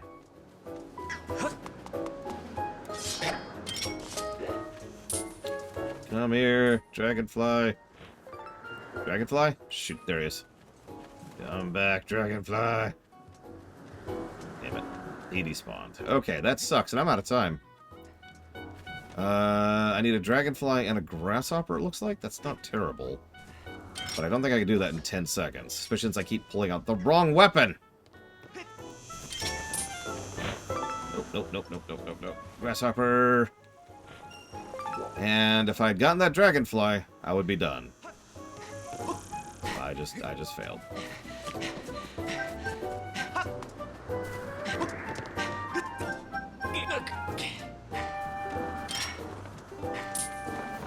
Come here. Well, that sucked. Hi.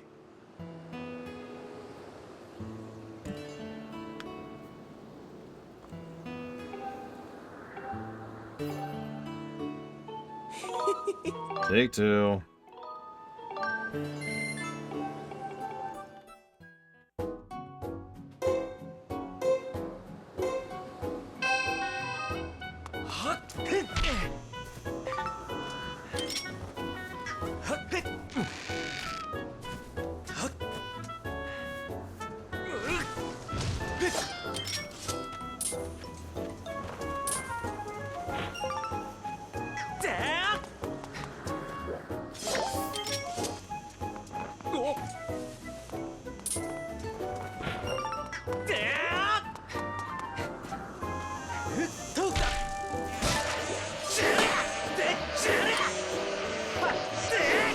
Pull out the goddamn... Link! Pull out the bug nest, you asshole! God damn you! You stupid twat! God, I hate you, Link. You deserve those welts that those bugs are giving you. Because you suck, and you're dumb, and I hate you.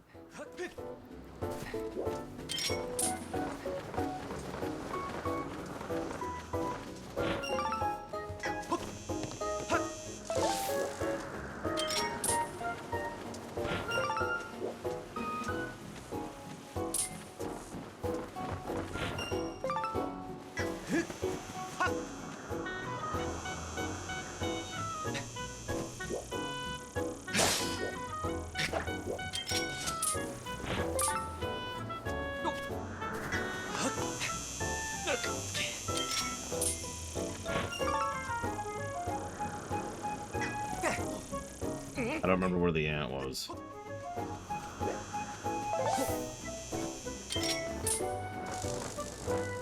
God damn it.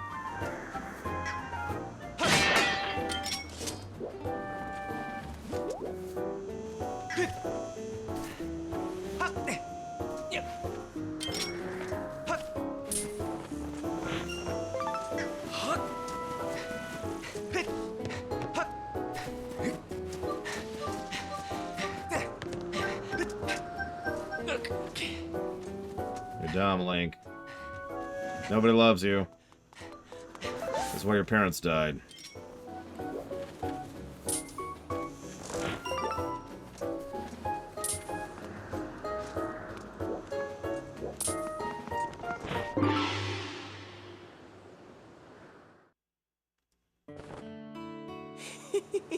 Okay.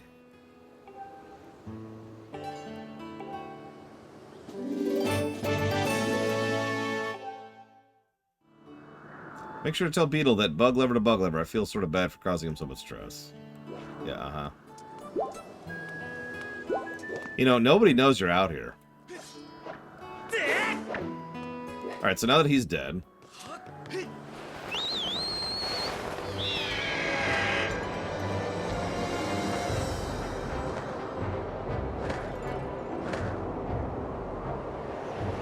Yeah, I've noticed it's a thing, Enemy Show. I mean, Pokemon, you know? Literally came out of that concept.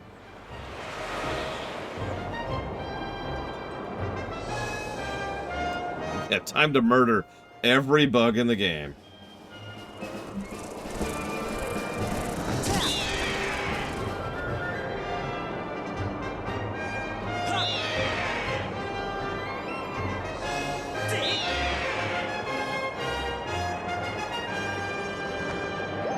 Oh, we're killing spiders, too. Obviously. Why wouldn't we kill spiders?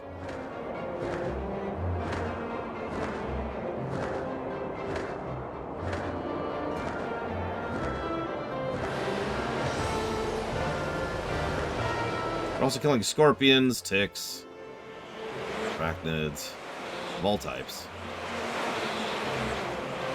Flies. Do we keep bees?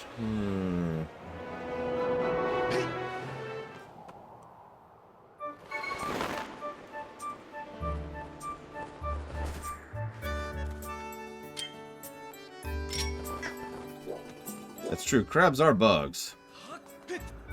They're so delicious. I guess we can let bees live. Sigh.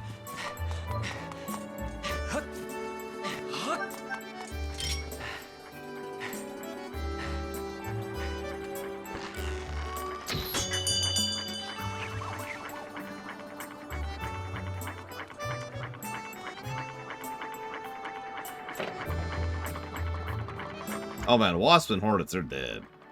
They're turbo dead.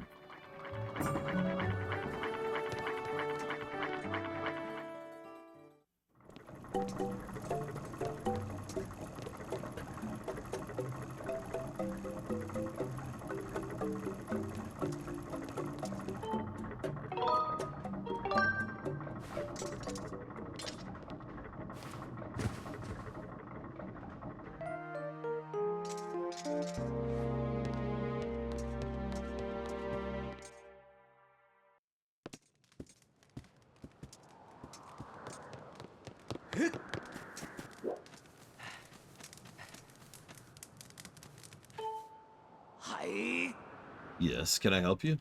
Ah, pray you have something to show me. Oh! You really did find my precious horned Colossus beetle.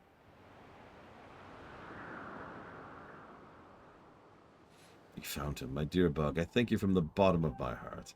Next time you enter my shop, I demand you take any one of my items for half off listed price. And the last of the gratitude crystals.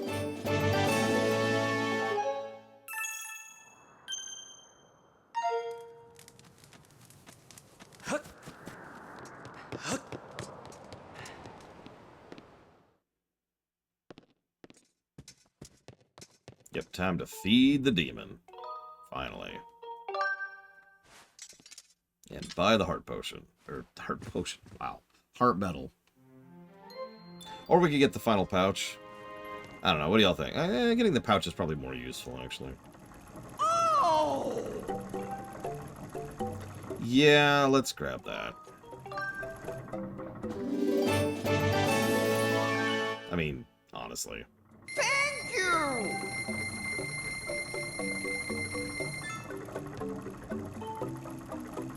Oh!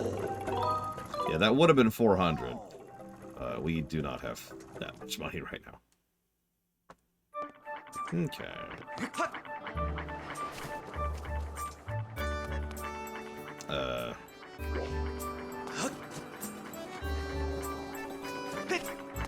Damn it. No, I want to go up.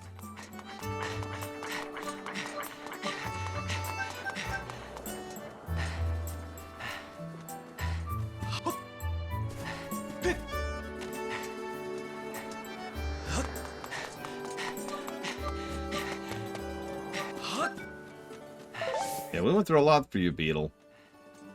It's a nice shop you got here, Beetle. It'd be a shame if something were to happen to it. For you.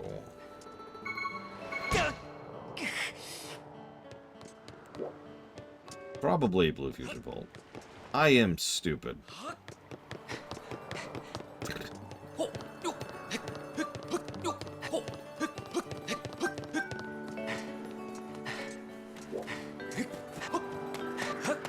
Oh, is he there in the day?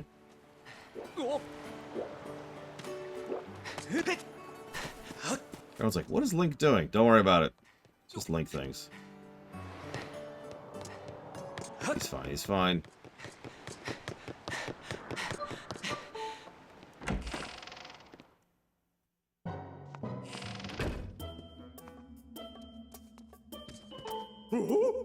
Yes, yes, here you go.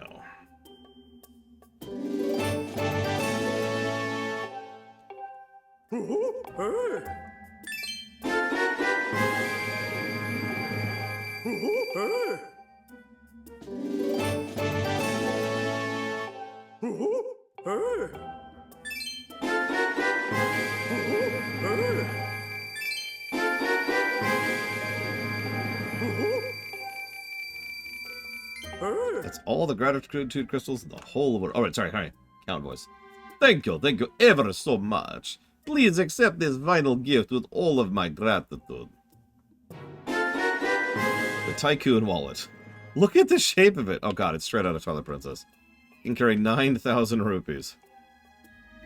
This is an embarrassingly small token of my gratitude, but I hope it will be useful to you. Dear me, with this now, I have all the gratitude crystals I require to become a human.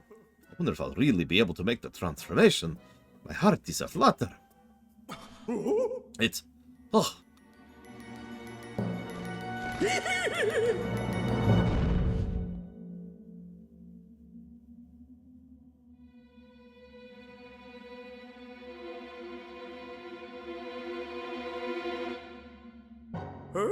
Well, how do I look, my dear friend Lore?